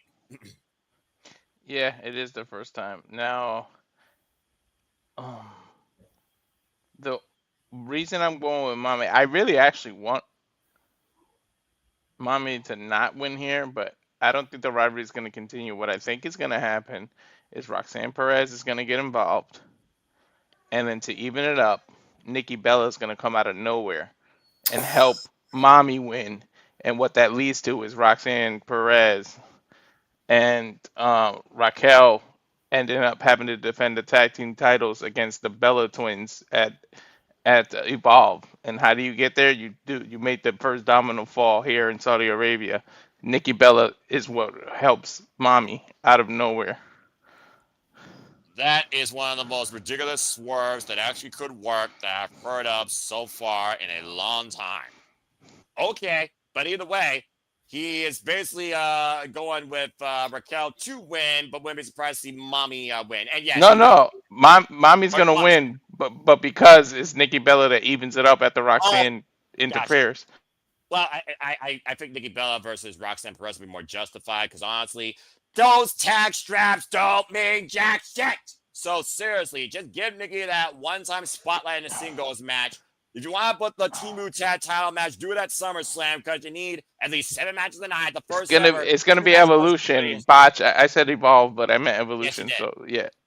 Well, at least we don't got to worry about Peter bald-headedness on commentary. All right, let's go ahead to JJ's thoughts regarding this. JJ, what do you think of this whole? And I saw your hand actually. I'm sorry. Again, I'm all flabbergasted. Emmanuel, go ahead real quick with a thought, and then we'll go to JJ. No, you're good. Like I was about to wait, but it's okay. About to say to Walter, like the only problem with that is that why would Nikki interfere against Raquel and like it's like her problem was with Liv, like, and Liv is not part of that match. It's like that's the only logical does not make sense. Why would she have a problem with them? Judgment Day connection. The reverse of Liv's storyline. I'm gonna take everything from you. So I'm gonna start with Raquel, start with these tag titles, and when your ass comes back from your shoulder injury, the end game is your ass. Nikki Bella revenge tour, Cry Me a River. All right, fair enough. Well, you can't look, but you can't touch. Maybe that'll be our tagline as well. All right, JJ, what do you think of this women's street fight? If nothing else, it's got a little bit more context that can come out of the aftermath, and whether or not it does affect things, Evolution, SummerSlam Abound. I think this does push, if nothing else, the campaign of Roxanne Perez, who has become a focal point now in this Judgment Day storyline. So what do you think of this? If Mommy hadn't gone through a table on Raw, then I'd be all for Raquel and Roxanne getting the W here. But Mommy's getting her revenge. Mommy is always on top. Simply put. And yeah, again, James, it's WWE. Usually in WWE booking, 9 out of 10 times, the person that is on the underside of momentum on the go home is on top at the actual show. So, James, what do you think? Yeah, I think Rhea's got it. There's no way they're not gonna give it to her. I just don't see why you would at this point. Why you wouldn't at this point? They clearly don't have any plans for Raquel outside of the tag division. That's just how it is now. I mean, her days of being a single star are long gone. So at the end of the day, Mommy wins. Rhea's gonna take it. And yeah, the Nikki Bella element was interesting. But yeah, I think the Nikki Bella element is going to be for the babyface. So if she does get involved, it will be for that. I was more holding out for Io Sky since Io Sky and Rhea Ripley have mutual respect, and Roxanne faced Io. Io has Jack Diddley going on for her right now. Maybe you figure out a way to build out Roxanne versus Io for the Women's World Heavyweight Championship at Evolution. Again, just think about matches here, especially based on what happens in the Queen of the Ring tournament. But yeah, I just don't see a reason right now for Rhea Ripley to lose, especially when she's kind of stuck in what the fuck do I do right now? I'm not challenging Becky Lynch for the WWE Women's Intercontinental Championship. That's surrounded by Lyra and Bayley. So yeah, give her a win, see what happens from there, and keep the storyline going where Raquel still can't beat Rhea. But maybe Roxanne can actually make that happen. It just doesn't happen in a street fight in Saudi Arabia. Yeah, I got Rhea Ripley winning too. All right. Well, that was interesting. Not as interesting as the United States Championship, but still interesting. Now let's go ahead and get into the other real purpose behind this card besides the last time is now, shall we? Let's talk about, you did mention the names earlier, the King of the Ring. The American Nightmare, Cody Rhodes, goes one-on-one against the Viper, Randy Orton. And as we saw, Cody Rhodes finish his story at WrestleMania 40. Will he close the book on this legacy? Or 1 year later, does Randy Orton get redemption for what happened against the lean General Gunther, lest we forget? All right, so there's a lot to think about here with this match. And again, challenger for the Brands Championship. Both these men, very familiar with the current champion. One lost to him, lost the title in the process. The other lost to him, lost a chance to get back the title in the process. So it sounds like regardless, we're going to get a rematch at SummerSlam. It's just a matter of which one we get. Okay, everybody, you know what happens here. This is a marquee match. Everyone gets their thoughts. With this match, we're going to kick things off this time with DJ. DJ, King of the Ring, Randy Orton, Cody Rhodes. Who do you have taking it this year? And is this the final time we get Cody Rhodes versus Randy Orton? I hope so. To that second point, I hope not. I don't see them rehashing Randy and Cena this early. So I got Cody winning. It's kind of a safe bet on this one. I see Cody and Cena at SummerSlam, and that's going to be Cody's chance to get his belt back. So, I got Cody winning. I think this is probably going to be one of the easier ones to predict.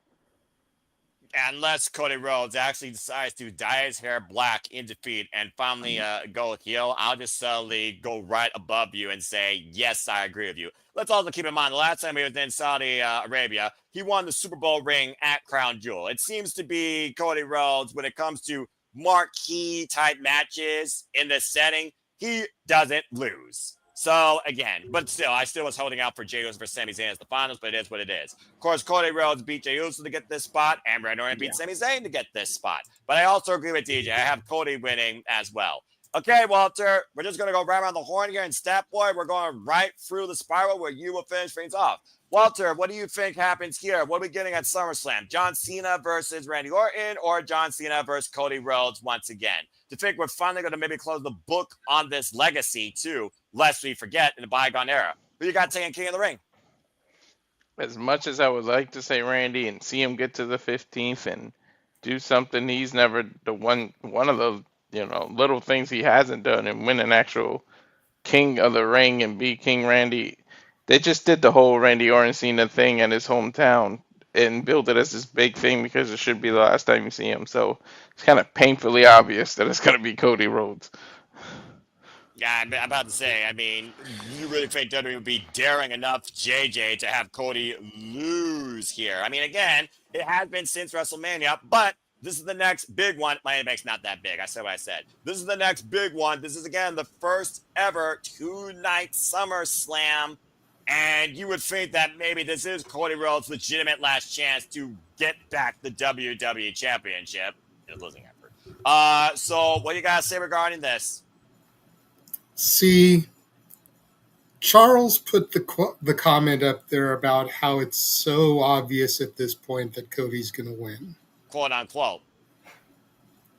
I don't know about that. And here's my thing.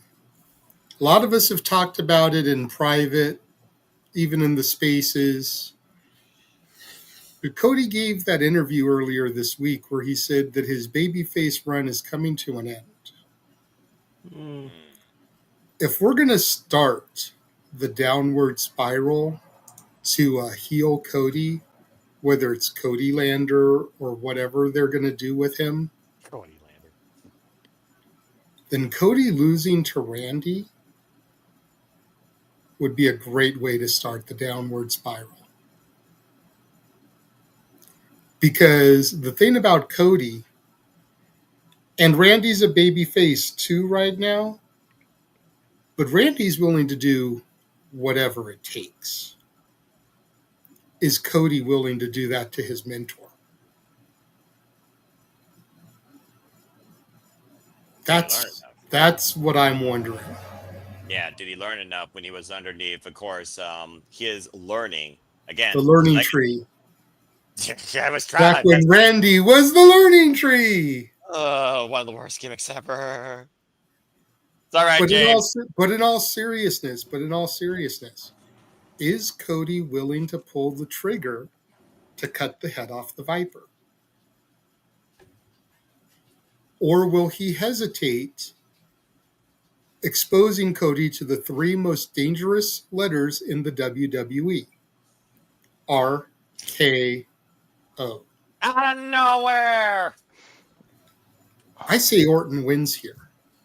We already saw that he wasn't willing to pull the trigger on Kevin Owens when he had that chair. They already kind of said that. So imagine against his mentor. Yeah, I think Orton wins here.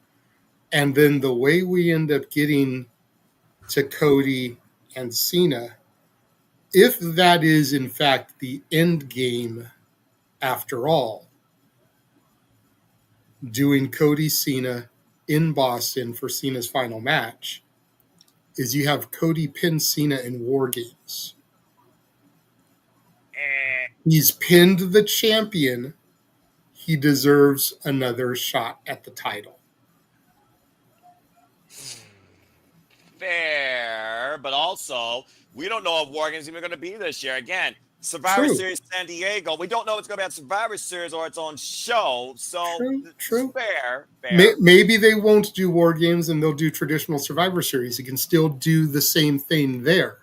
Cody is the sole survivor, last eliminating John Cena. He still pins the champion. Fair point. Fair point. I also go back to what Cody Rhodes was willing to do against Kevin Owens when he was pushed to that point at the Royal Rumble. That Alabama slammer for that ladder bridge after busting him open on that announce table proved that Cody can demonstrate that killer instinct if he's pushed to that. Can the Viper bring that back out of him, though? Or, again, will the Viper find weakness? We know how much of a cerebral player Randy Orton is. Can Cody be that and more? So, again, it's not too far-fetched in what JJ is saying. So keep that in mind, folks. But there's your first vote for the Viper, Randy Orton. 3-1. All right, James, you're next. I can tell you've been anticipating to talk about this match, so go ahead. Who you got winning King of the Ring? Randy Orton or Cody Rhodes? I'm only anticipating because, first of all, JJ's answer was a lot more extensive than what mine is going to be. Although all of his logic was sound for why Randy Orton will win. Isn't it usually? That's why part of the times I hate him. Yes. So JJ's reasoning is completely sound. I agree that Orton's winning. But however, there's one factor he did not mention as to why Orton's winning. You all remember Twice in a Lifetime? Pepperidge Farm remembers. You really first of all, fool me once, shame on me. Fool me twice? Okay, no, it ain't happening again. You false advertised once in a lifetime before, last time ever before. You're going to do it again. Orton's winning so we could get Orton Cena again for the last time ever, quote unquote. No, I ain't buying that. It's Orton. Orton's winning. You can't get me twice, WWE. You can't get me twice, Fed. It won't happen. All right. So he's remembering WrestleMania 28 and 29, unfortunately, for that debacle. And he's also not wrong, to be fair. Hey, all right. I'm just thinking, what's the bigger ticket seller for the first two nights SummerSlam? Cena Cody or Cena Orton 2? And I realize it's more than Cena Orton 2. It's more like Cena Orton 222. But we're just talking about this final run here. Well, that being said, let's see if he actually has the exact number. So we got 2 for Orton, 3 for Cody. All right, Stat Boy, what do you guys say regarding this match? And do we get Randy versus Cena, insert over here? Or do we get Cody versus Cena at SummerSlam? Again, folks, first ever 2-night SummerSlam. Cardi B ain't worth shit. You got to sell out that MetLife Stadium. So, again, good luck. Go ahead, Stat Boy. I think WWE is going to stay true to their taglines of for the final time. So as much as I would love to redo the pages of Cena and Orton again, it ain't going to happen. So I got to go with the answer staring me right in the face. Cody is going to win King of the Ring. For another reason, as I was doing the stat work on Orton and Cody, it was Randy, no winner. Randy, Cody, Randy, Cody, no winner, Cody, Randy. Randy has got Cody's number in the history books. I mean, it was. I didn't get all the numbers down, but I'm just looking at it. I'm saying Randy, all the time. Cody is the face. Cody is the guy. Cody is the American Nightmare. Cody makes him say "whoa" whenever he wants. Will they do it as a heel? Maybe. Don't know about the downward spiral just yet. That might happen if they truly want Cena to end his career with the belt, because the way he's going, he's knocking them. They're coming up. He's knocking them down for the last time, and he's using a good old-fashioned belt shot to the face to do it, which is one of the dumbest but dirtiest moves ever in wrestling. Cody should come out with the crown jewel title that he won.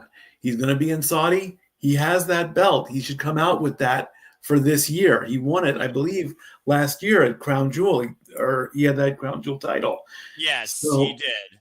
Yeah, so he can come out with that. He can add King of the Ring to his many illustrious career, and then we'll get the push to Cena Cody. And then for the last time, we get Cody and Cena again.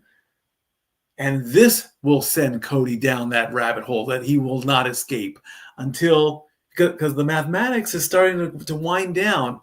I think the countdown is around 15 or less for Cena.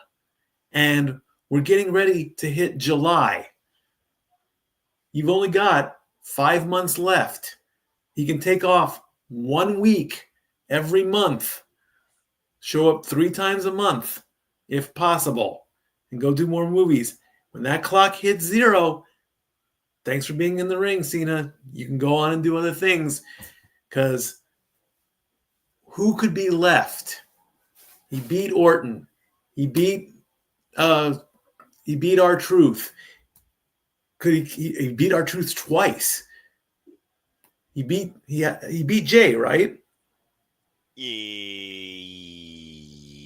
In the past, yes, he has not. In the past, yes, but not currently.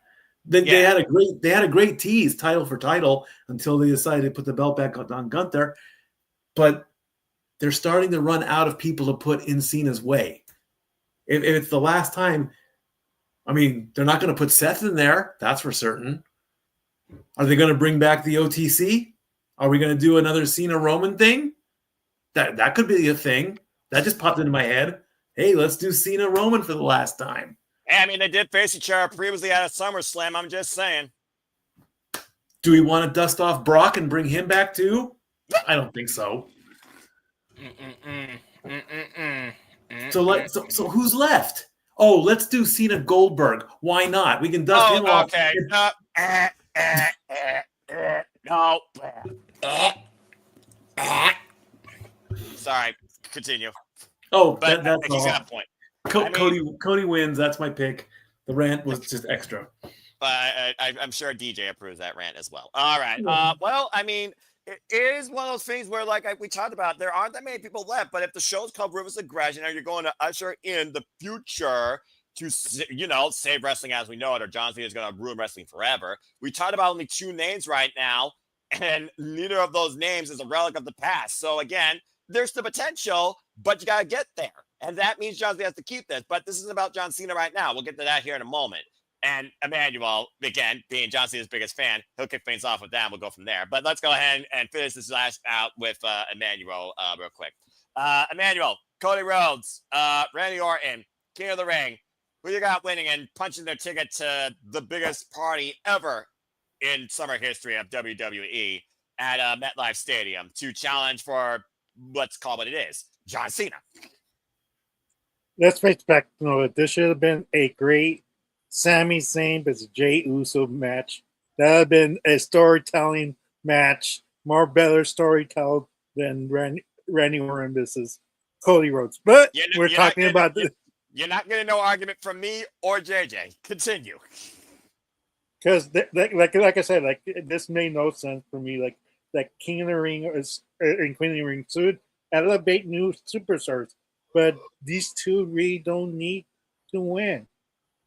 And who lost the King of the Ring last year? Randy Orton. That is correct. Are they really going to book him twice, 2 years in a row, to lose back-to-back King of the Ring finals just to lose again? They did it to Ruby Soho and the freaking Owen, didn't they? Yes, they did. But and I looked it up in WWE stats. The last time at back to wrestler lost the King of the Ring match back to back was Cody Rhodes, who lost to Baron Corbin. What's that? Wow. In the first yeah. round, yeah. Yeah, I remember. I barely remember that for so many reasons. Newly won MLW Tag Team Champion along with Donovan Dijak, Baron Corbin. So, logic wise, Randy Orton should win. Like James called out, this is not going to be the final time we can see this match. They're going to milk this shit and make it twice of the lifetime. Twice in the JJ, lifetime. yeah. JJ called it too. Like, Damn it. It's their way to make Cody into heel Cody. Like, a lot of people have been wanting that. Like, and this will make sense. Like how else do you get to this point with Cody turning heel? Because at this point, if he wins, he's basically the face of the company. He's never going to lose again. I'm not sure who's able to defeat him unless it's story-wise driven. At that point, maybe Jacob Batu, possibly. But that's the name I'm thinking about. That's the only person I could think of top of my head that's possible to defeat Cody Rhodes at this point, at this stage of the game. I mean, like, other than that, I mean, like, we're still gonna have more months of John Cena terrorizing. This is worse than Triple H's Year of Terror and Evolution. No, nothing will ever be worse than that. Not for me. This is for me, James. Like, this is worse than the We're talking to John Cena's biggest fan here, everybody. All right, just saying. All this right. is torture for me. JBL's reign was worse. That's even JBL run was more better than John Cena's run right now. All right. Please God. Okay. Please God, that's the 6 months run now we're ready. Please. I don't want him to be on my TV anymore. Tranquilo, mi hermano. Tranquilo. Okay, well, we're going to save him for last so he can actually regain his blood pressure. I fibbed. So that being said, he's going last also on his favorite superstar. But that being said, I understand what people are saying. It is one of those things where I kind of want to see Cody go heel, go dark, turn the hair black, and truly be one of the biggest badasses of this business because people lobbied for it so much. Could it be even bigger pop than John Cena's heel turn that happened this year at the freaking Elimination Chamber, where, for all we know, he might sell his soul out to The Rock next year on that same stage, not beforehand. Because if Cody Rhodes loses out on challenging, or even loses while challenging for the WWE Championship again, that's got to be the point of no return for the American Nightmare, as far as I'm concerned, when it comes to the babyface run. But you're not going to have a bigger heel turn or a bigger heel right now than John Cena. This is the year of Cena. Sorry, Manuel. This is the year of Cena. And we're going to live it until the final date. It's truly as simple as that, in my opinion. WWE 2025 is John Cena's year. This is his thank you, or WWE's thank you for 20-plus years of being our boy. So, either way, not talking about that match yet, I do have Cody Rhodes winning. All right, so let's go ahead. We had a lot of crazy fun talk, chats, and fantasy booking. You guys even broke me out a moment. We talked about things that should be plugged up and left alone in the pandemic. So let's go ahead and get right into our main event, James, because you're not using on Sleeping Dead Team. We'll start with you first, then go JJ, Walter, DJ, Statboy, and John Cena's biggest fan to close this thing out. Because this may truly be the last time now. It's John Cena defending the undisputed WWE Championship against CM Punk. This is Money in the Bank reincarnated from 2011, 14 years later. Again, hypocrisy and reverse psychology. CM Punk, we looked in the mirror lately. All right, there's a whole damn lot that could be said with the fact that we are running this back one last time and how we got here. Now, whether or not we get a kiss blown and run out through whatever this building is called, onto the closest private jet possible, and the champion's not seen until SummerSlam, that remains to be seen. Will we also see Mr. Money in the Bank possibly? And could he be the sword that stabs the champion in the back, considering his history with both of these men, and fulfill his vision possibly, and pull off a bigger cash in than he did at WrestleMania 31? I'm just saying. So, what's your vision? What's your future? What's your aspect? And also, I think I just realized I did miss something with Manuel's report. So let me go ahead and circle back around. I apologize. I could have sworn I heard him say something. There's been too much talking so far. Something. There it is. DJ, I apologize, but I feel like you're going to kind of go with the consensus here. What do you guys say regarding this quick thing, cause and effect? Because I owe you this much. I'll let you go first because I think it's safe to say, DJ, whatever you choose in this match is going to directly affect your thoughts in this match. So go ahead, DJ. Who you got winning King of the Ring? There we go. I was going to say it wasn't letting me unmute for a second. No worries. So who I want to win is CM Punk, but DJ lives in reality, and reality's telling me that Cena's most likely winning this thing. So who's he facing from the King of the Ring? I think it's going to be Cena and Cody. Actually, you know what? Fuck this. We're living in fantasy land for a week. I'm going to go to fantasy land for the weekend. I'm gonna rent me a nice place out there, because in fantasy land I want CM Punk and Cody Rhodes to have that match at SummerSlam, because that's the biggest match WWE can put on specifically for that show in New York. So I want Punk to win, just so we can finally get Cody and Punk. They've been teasing us with that match for 2 years already, since Rumble last year. Yep. I'm not losing to Dusty's kid. It's about time for them to follow up on that. So I got Punky winning. Let's go, Punky Brewster. Wow, Punk and Cody. Okay, then. I love the fact that you just wrapped those so nice in a little a bow there, too. All right, James, let's go ahead now and get your thoughts here. It's opening ballot for our main event, John Cena, CM Punk.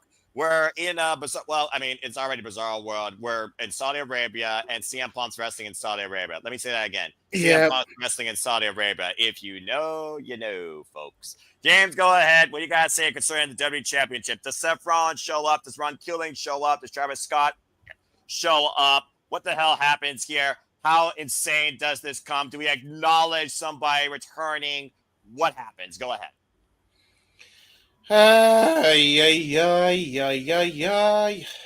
Okay.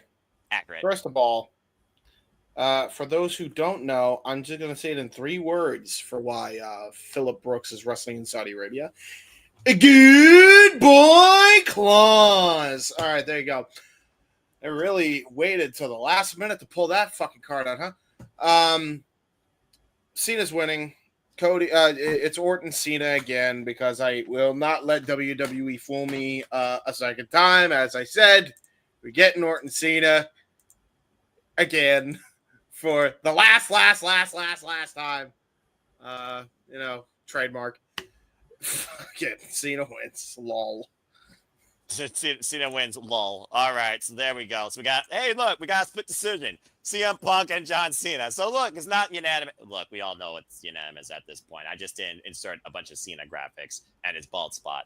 Okay, JJ, let's be real here. This is the definition, once again, of it's not about the result. It's about the story.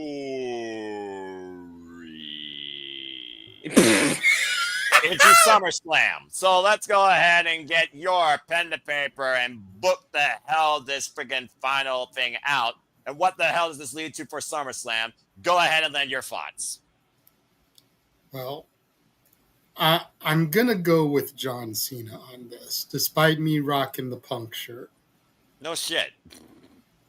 Because I just see, Cena Orton 2. Or even Cena Cody 2, if my prediction's wrong. Like, I just see that being the thing. The only way I see anything different is if Punk were to win over Cena and then Seth immediately cash in.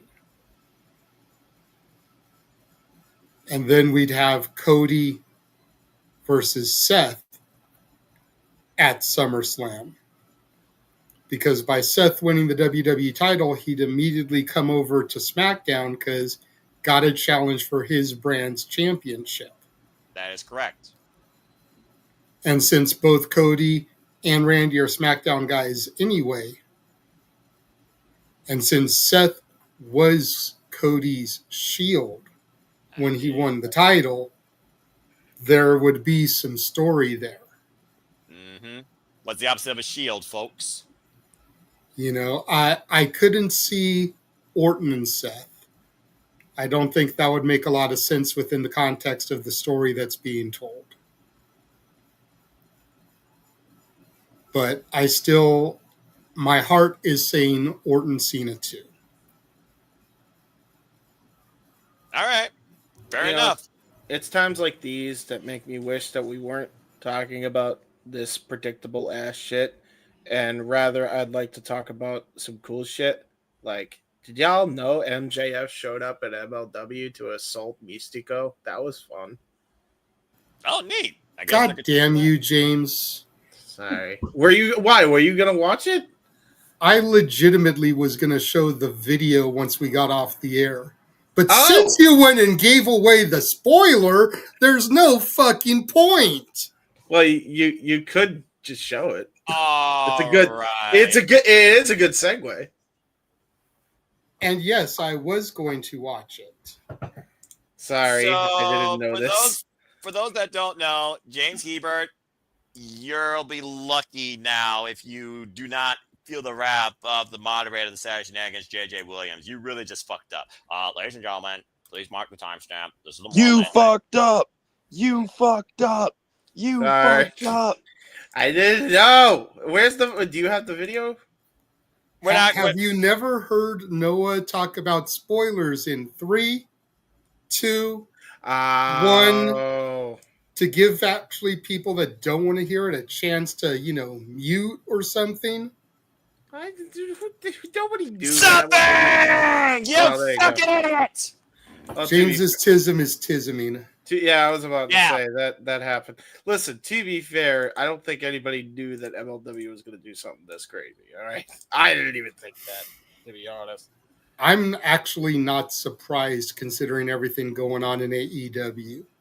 That's exactly. fair too, but goddamn, I think that's cool. Anyway, it's cooler than this bullshit booking. Is the main point that I was trying to make, because What a at segue. least that is unpredictable. Back to the Cena conversation, begrudgingly. Since James went and fucked up. Yeah. Well, when does he not fuck up? And somehow we still tolerate him, JJ. So it is what it is. I didn't expect him to fuck up this badly tonight, but hey, he sometimes surprises me. And thank you, Charles. Everybody, be sure to do something more often than ever now. You deserve the punishment. James, you're going to face hell on Saturday. Nice job. Ash, I agree. Okay, Walter, Avatar Man. You fucked up. That's what you did.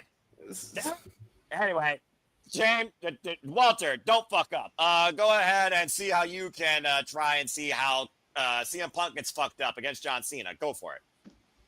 Unfortunately, I won't get my birthday present of CM Punk with the title because Wah, wah. Cena's retaining. The saddest freaking Eeyore I ever heard. Here, Walter, maybe this will help make you feel better. Because not only are you not getting your birthday gift, you're losing out on your, your wish. It is what it is. But hey, at least you always got this to remember it by. And that also might be apropos for James's fuck up too. All right, you know what, Ash? Making fun.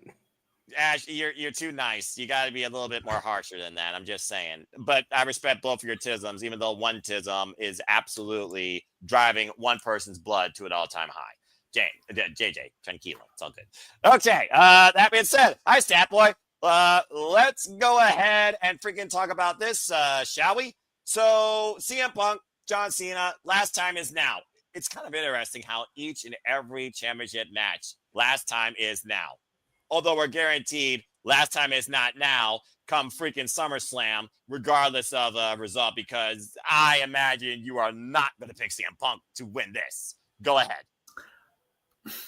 I would have wanted that if this wasn't the farewell tour. I would have picked CM Punk, because what's the point of him coming back and having all these high quality matches without putting the belt on him and all that? I will give both Punk and Cena.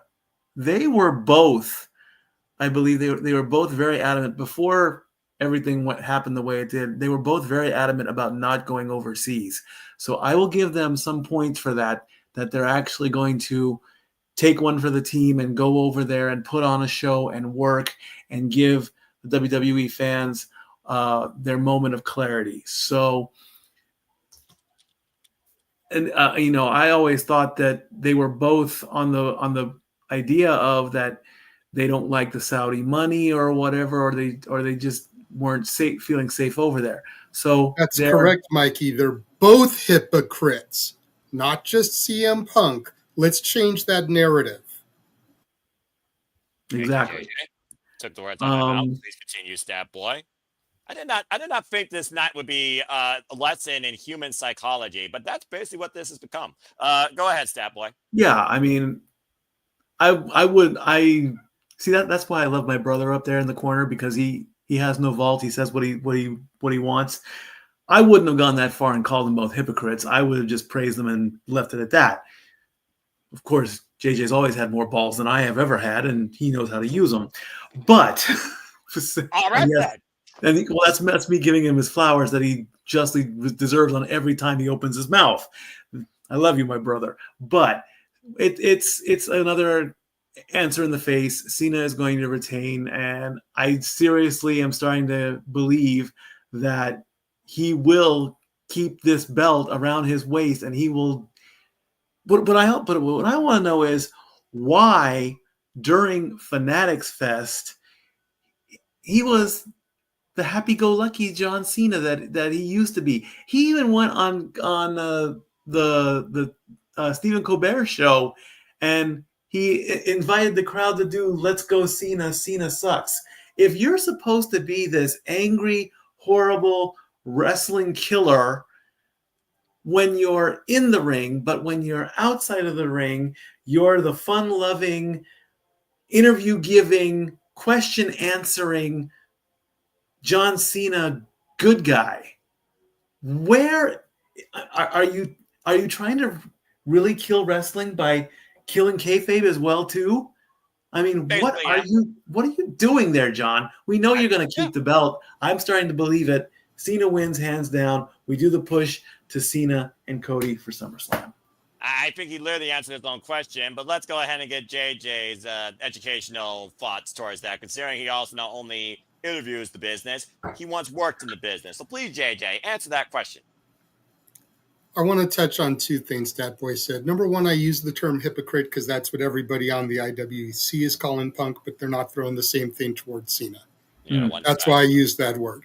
Number two, there's a difference between WWE television and paid experiences. When you're going to something like Fanatics Fest, you're dropping top dollar to get to meet the performers. You can't just have them being shit to you for that kind of coin. No. You've got to have the stereotypical John Cena. That's why I popped, and I even sent that clip to, I think, everybody in this room. You did. When I saw the video of him doing the punching bag to see how hard you can throw a punch. And he did a fake punch, and he's like, I haven't really hit anyone for 25 years. That was brilliant. You know, that's the John Cena that everybody except Emmanuel knows and loves. Even though he probably smirked a little bit watching that, like, okay, that was kind of funny.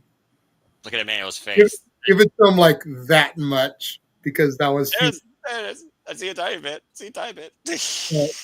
You know, it's like the difference is WWE television and bubble and a paid fan experience. And in the words of AEW, when it comes to Orange Cassidy, you got to give the people what they want when it comes to their fan experiences. Well said, JJ. Thank you for that. Understood. And also, character versus actual person. All right. Well, that being said, as we're going to wrap things up here pretty soon, because I know you all Yahoos here on the East Coast, such as DJ. And before I give it to John Cena's biggest fan, I want to give a shout out again to DJ. Find him on Rock and Rolls across all the social medias. Causing chaos as only he can, hosting Rock and Rolls. DJ, appreciate you. Keep rocking it across the IWC. The only way you know how to. And we'll see you next time here on the Super Reliable Studios. And follow Hannibal as well. He's a good bad. All right. Well, time for John Cena's biggest fan to close this conversation out. So, Emmanuel, John Cena, CM Punk, the floor is yours. Go ahead. John Cena, CM Punk. Do you see anyone else getting involved? Roman Reigns, Randy Orton, Jey Uso, the Vision, Seth friggin' Rollins. Go for it, man. You might wonder. Yeah, I mean, like, what to say? I mean, like, Cena wins again. Big group. Don't sound so excited about it, Emmanuel. Well, what else do I say? I mean, like, it's been said and done. Like it's like 2006, 2005, 2007, 2008, 2009, 2010, 11, What? 12, What? 13, What? 14, What? 15, What? and 16. What? What? What? Whoa, what? I thought it was going to go literally all the way to 2025. Okay. Because that's when he finally started went losing. to a part-timer. He Yeah, finally went part-timer after that. And then once in a while, like in the dark moon, like he comes back to haunt my dreams like a nightmare. Like I thought I got rid of this guy. I know the one match Emmanuel wants to see before it's all over. Oh, Lord. John Cena versus El Grande Americano. Doesn't exist! That'd be a hell of a match. But I personally want to see El Grande Americano versus Mr. America, personally. But This is their chance that Chad Gable's injured to let El Grande Americano have a few matches. That way you could really be like, see, they're not the same person. Chad is hurt. I was in such a good mood for a long time when I started in a fucked up move, and Walter, you fucked it up. Anyway, all right. Well, that being said, Charles, you're absolutely welcome on here on Simply Predicting. And now I'm throttled. Hey, But- think about it. Cena's first match was against Kurt Angle. Have his last match be against El Grande Americano. Good night, everybody. I'm done. And I think with that, I'm just going to literally speed my way quicker than the X does when it comes to ending this conversation. As Emmanuel, for a moment, I thought that literally just terminated him. All right. Well, that being said, bottom line, Cena's winning, CM Punk's losing. The end. I'm back. Okay, sorry about that. Because the internet went out. I think we're having power outages right here. So sorry about that. That's fair. Well, we're going to close this thing out because I'm sure we're all tired as fuck too. So go ahead. Yeah. I was about to say, like, expect Seth Rollins costing Punk the match. SummerSlam, expect The Rock or Travis Scott costing Cody Rhodes. We don't know And Travis. get that, and New Jersey gets The Rock finally, or Travis to help out John Cena to retain that title again. Everyone's holding out so much for The Rock to show up again. All right, seriously, he let you all down at WrestleMania. What makes you think he's going to actually show up at SummerSlam? Because it's a 2-night SummerSlam. That's the only reason why he might appear. If you have a job, The Rock's the favorite kind of boss, the one that never shows up. Yeah. Accurate, and you still get paid. All Yeah. right. do y'all realize, as we were talking about this Cena shit, I literally was watching people make social media icon pancakes. That's how interested I am in that match. And here I thought you were watching Man vs. Food. All right, let's Yes, go ahead that's and it. yeah, moving on. What the fuck, James? Wow, you really are on a different level tonight. Whoa. Well, JJ, I'm always on a level. prepare his punishment for Saturday. All right, well that being Already said, on it. All right. Well, that being said, folks, again, what are your thoughts for Night of Champions / King Queen of the Ring / Saudi Arabia Super Show? Insert number here. Let your final thoughts be known in the comment section. Charles, you're absolutely welcome on Instagram if you want. Hell, anybody in the chat that wants to endure or try and add to this madness and get down with the sickness, non-copyright, you're welcome on here and Snibiditting as well. Because at the end of the day, we're all Snibiditting the madness that is professional wrestling. And yeah, he is going to need it badly. But thank you all for tuning in. Again, stay tuned for the forum. You guys know that I don't write this shit down anymore. You got to make it official on the forum or your predictions mean jack diddly. The forum will be out tomorrow morning. I will private message to you all as well. But let's go ahead and close this thing out and get to freaking bed under some nice air conditioning, if applicable. First off, Emmanuel, before the internet goes out, I want to give a shout, of course, to the other Dominguez and Arlene, as you and Arlene continue to battle each other. Arlene is currently beating you, by the way, in both leagues. And JJ, I'm sorry, because we know we got NXT coming up, so I got to acknowledge your brand, but Arlene is in first place in that brand as well. But that being said, Emmanuel, go ahead and do your plugs and then get yourself to bed. Yeah, there's no problem. Like, yeah, just follow me, Emmanuel Dominguez, and 732 for Instagram, on the X, and hopefully, like, this pay-per-view is going to be awesome. Like, there's 6 months to go, so anything could happen in predictions league and overcome my sister, but time will tell how everything goes and plans out. Fair enough. I know JJ has one goal, and that's to win his brand. If nothing else, make sure Arlene doesn't win his brand. But again, he's got Great American Bash to try and upset that. So we'll see what happens. Appreciate you, man. I'm sure we'll see you and Arlene here very soon once again to In and Out of City Predicting. Statboy, good night. I always approve of you. I approve of your work. I approve of your takes. I always appreciate what you do. Go ahead and tell other people can find you. Follow me on X or Twitter at LBStatKid1977. I want to again thanks everybody who watched along for the NBA Finals. Want to give a quick shout out to Tyrese Halliburton. Hope that the Achilles tendon that he suffered in the game heals up quickly, and I hope he can come back for the 2025 season. That was one of the toughest calls I had to make when that happened in the first period. I even went back and watched it to see how well it sounded when it came out, but he's a tough guy. It was Game 7. That man put it all on the line to try to help the Pacers win. It just didn't happen. It went to the Thunder instead. Definitely looking forward down the line for the next big watch-along, which I'm pretty certain will definitely be the World Series. And I'm going to give a little teaser. I'm not going to give too much, but Renegade and I, we've had a couple discussions, and we are working on something.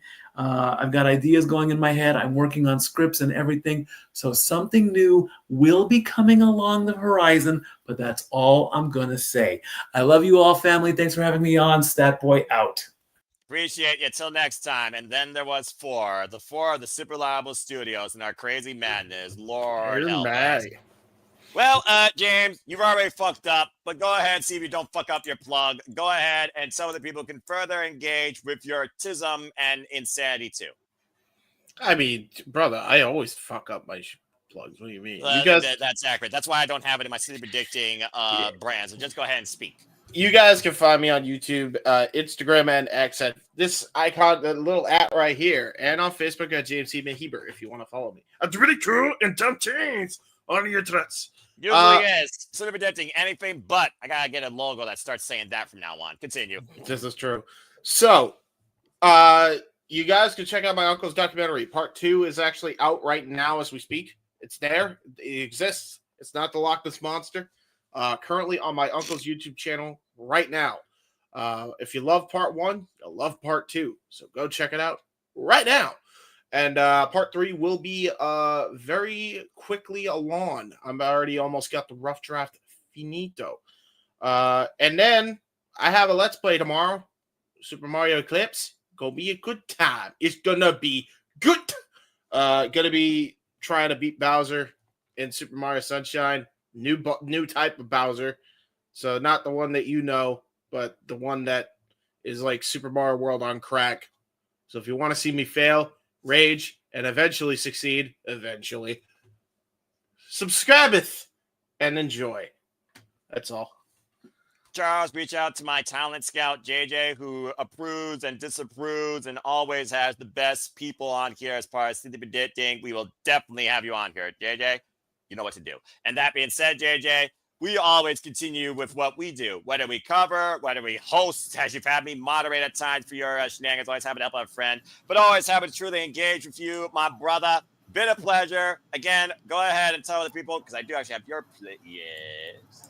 I've seen Walter's been off camera for a little bit, so why not let him go first, just in case he needs to dip out or something? That's fair, yeah. And I know he's also going through a lot as well with, again, your moving situation. Walter, appreciate you. Hope the AC is holding up. Hope the moving's going well. Go ahead and plug and then get yourself some rest, bro. I can tell you're tired. What? Oh, yeah, I am. What? That's why I shut off the camera, because I was literally falling asleep at some points. But yeah, No worries, bro. Give your plug and then you can take yourself to bed. We'll wrap it up. yeah. Get your siesta in. Go for it. Follow my stuff before I send Tiffany Nieves to go kick your ass. And trust me, we're actual friends. She'll do it. But follow me here at Rage of Wrestling on YouTube, the Instagram Walter.Cruz.940. On Twix and Blue Sky, it's at Walter Alex Cruz. And shout out to the Wrestling Collective on the Spaces who've been seriously plugging the hell out of me, getting me new subscribers. Just let us get to that 200. So WrestleMania is officially in Vegas. The team wants to go to Vegas as well. Get us there, damn it. Yes. And I concur with Walter's sentiments, by the way. Thank you guys for doing that. And yeah, we really, really appreciate it. I can't believe how much we did that, by the way. Yeah, to the point where I've gotten in trouble for it, but that's a whole other story. But yeah, within 24 hours, Noah, no fucking shit, Walter went from 134 to 155. Mhm. Good deal. He's getting up there. He hasn't gotten much growth since that, which was Monday, but like he got 20 subs in 24 hours from sharing it in their spaces. So again, shout out to the collective. You know, let's try to get the numbers up there for Rage of Wrestling. Walter, I see you cut the camera off. Have a good night, bro. Get some All right, rest. good. All right. All right, you, thanks, brother. guys. See ya. And from one channel that deserves your love to another channel, before I give it to JJ, don't be a dickhead. You saw her in the chat. She's yours. She's mine. She's our Canadian friend. Ash. If you haven't already, subscribe to Batty for Wrestling for takes on AEW, NJPW, and further Tizamine collaboration with James Hebert, as well as others in and out of the spaces. So if you haven't already, join Batty's Army today, Batty for Wrestling. Appreciate you, Ash. We'll see you on the shenanigans, as always. All right, well, JJ, once again, we have come to the conclusion. So let's go ahead and tell where the people can find you and what's ahead, too. Well, you can find me on X at ROWJJ Williams and Casa D18 Studio. Casa D18 Studio is where I participate in and host the spaces. Of course, subscribe to the YouTube channel, Casa D18 Studios. There is an S at the end of the YouTube. There is not an S at the end of the X account. And then on Instagram, the Renegade JJ Williams. Subscribe to 200 so that Mercedes can give that shocked face when Noah has to go to Vegas with the crew. The hell? This is truly the goal of the Super Labo Studios. Get me to freaking Vegas. Yep. See, I actually want to talk it over with Lee prior to shenanigans or something when we can get her on a headset. I've been concocting a negotiation amendment because originally the deal was to send Walter +1 to Mania for a month. So what I want to try and negotiate with her is Walter +2 to Mania for 2 weeks. That way, you know, you split the cost. It still costs about the same, a little bit less time spent in there, but then Walter, Noah, and James could all go. And then I've been looking into things, and a Greyhound round trip is like $60. Greyhound is I can get myself there and home for next to nothing. Then we could have the whole 4 of us there. Well, again, crazier things have happened, but we'll see. You never know what happens in between here and now. But as always, prayers are passions. And listen, I ain't mad about a 2-week trip to Vegas. I'll tell you what. Hey, and with all the peripheral shit that's going to be going on, fucking yeah, man. FSW, GCW, Pottermania again. Podermania? Yeah, Pottermania, whatever it was. Freaking, SmackDown, Hall of Fame, Raw, 2 nights of Mania. There's going to be so much shit going on that even if I can't afford Mania tickets, we've got so much other shit we can do as, excuse the pun here, James, a collective. Ha! That just the ability for the 4 of us to be able to go to an indie show together and enjoy, what are those 2 words, Noah? Yeah. Professional wrestling, damn it! I got scared. That makes it all worthwhile to me. I agree. I was scared. I thought he was gonna go like, I was like, no. You'll see when it happens out of nowhere, I assure you. But no, not tonight. Well, again, appreciate you Yahoos as always. Appreciate the fuss, JJ. We'll see if the goal comes true. I know Legally still wants to face me with a fortress, so stay tuned, folks. When we level up with Simple Apple Gaming again, it's sure to be something. And again, if you want to follow me for some reason, find me primarily on the X and on YouTube at Foster9016 for all things wrestling. Shout out to WWE fam. We got the impromptu back up and running last night. Eric, of course, inserted his chaos. I got it. But it was a fun show last night, nonetheless. So go check that out. Again, stay tuned for the Saturday Shenanigans. Once again, hosted by Renegade Wrestling JJ Williams, back where he belongs. Oh, Lord knows, unless anything changes, I'm sure I'll be back on that proverbial seat once again.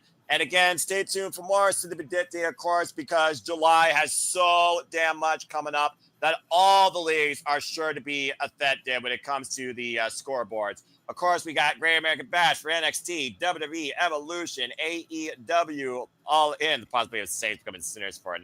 I don't know about that. You all keep trying to corrupt me. I refuse to fall into this madness you all are trying to ensue. NXT Grand American Bash, WWE Evolution, AEW, all in! Ring of Honor, Supercard of Honor, TNA, Slammiversary, and there's so much more. Again, you guys know that I do prediction leads for all the leagues. Yes, JJ. Speaking of predictions, you just kind of ran down everything that was coming up at the beginning of July. Yes. I wanted to throw this potential schedule at you, and you can either make it official or not, and we can negotiate otherwise. But with Great American Bash, All In, and Evolution that weekend, I was thinking Great American Bash after NXT that week, 10:30 Eastern, 7:30 Pacific. Okay. All In predictions after Dynamite, same bat time. Evolution 2 after Impact. Since that Friday, there's House of Glory, Ring of Honor, and GCW. So we're all going to be strung trying to do watch-alongs there. And then the 3 on Saturday, we're not going to be able to do an afternoon AEW prediction like we sometimes do. So figured that might be a good schedule for that week, 3 nights in a row. If you wanted to get a new thumbnail for my graphic, here's the thumbnail for you, JJ. Let's make it official. Ash, you're also in the chat. I hope to have you definitely part of Lisa Evolution. I honestly would love to have more of the female friends of the Super Reliable Studios part of that one, because that's a big deal for women, not only in professional wrestling, but female fans in professional wrestling as well. To Emmanuel, the $2 super chat. Sad to hear Gran Americano is injured. Well, I'm sure Mexico has good insurance. But anyway, or the Gulf of America, if you guys don't know how to read a map. Again, this is why America's so big. Hang on a second. I tend to agree, actually, with that. But hold on. Mexico has a really bad healthcare system. What are you talking about? Yeah, that's what I've heard. I've heard that Canada has the best healthcare in North America. Yes, That's fair it enough. Fair enough. But yeah, JJ, let's make those official. Ash, you're welcome. Anytime Super Dictative it works in your schedule, I know you get your schedule a week ahead of time, so we'll definitely talk more with you. Again, folks, if you haven't already, subscribe to our Canadian friend.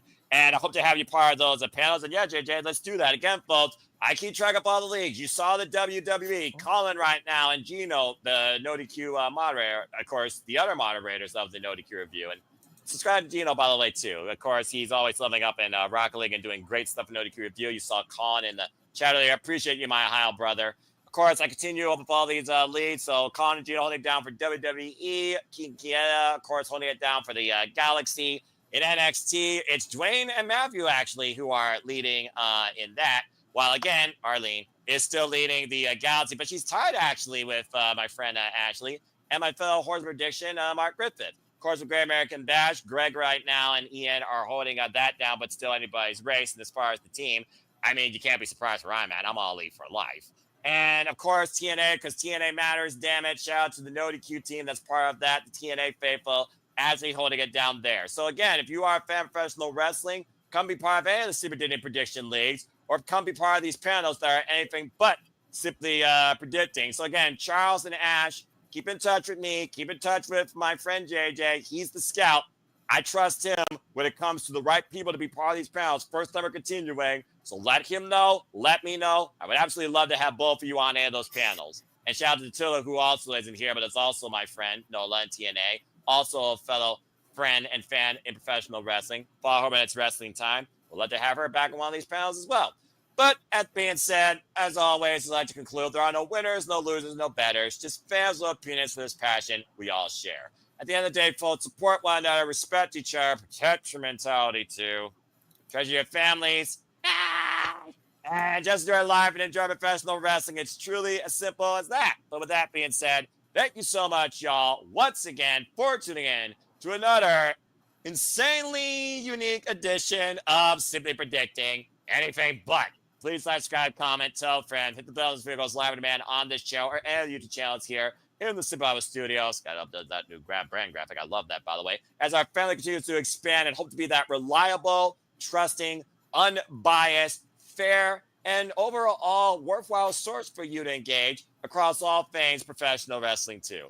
With that being said, there's no one else needs to be said. So again, good luck this weekend for our predictions. Again, make your predictions official. I will stay in the forum. You'll find the forum, of course, folks, on my social medias, under the Q social medias, in the comment section down below once the stream concludes. First thing tomorrow morning, I assure you. And also in my community tab, as I've been messing around with that. So let's go ahead and get the hell out of here. So in typical British game show fashion, let's bid everybody farewell for the man that fucked up and has hell waiting for him on Saturday, James Keybird. Say goodbye. Bye. What hell's awaiting me? You guys keep teasing it. What's going He's the on? host. I know nothing. What is happening? It's going to be very nice, very evil. I like Danhausen, but I don't like this. I don't like knowing what I don't know. You are cast. That being said, JJ, always appreciate you. For the Radical Wrestling JJ Williams, that will be back where he belongs, thankfully, because dadgum, that's not my freaking MO. Say goodbye. Bye, bye, bye.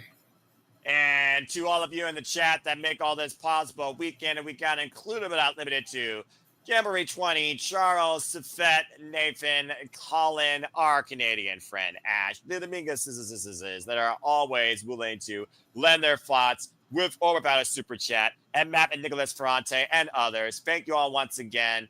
So I'm sure you already said goodbye. And for me, as always, your simple moderator, for which we come everyone's most unique predictions panel video, it seems, once a month, if not more. Next month's gonna fucking kill me. It's a goodbye from me. So thank you all for tuning in once again to Simply Predicting. So until next time I'm on your screen, make a positive impact in life and have a good night. And enjoy Night of Champions safely in Saudi Arabia this Saturday. Have a good night, folks. I can't wait to not watch it. El Grande Americano and Chad Gable are different people. They are not! Damn it! Have a good night, folks.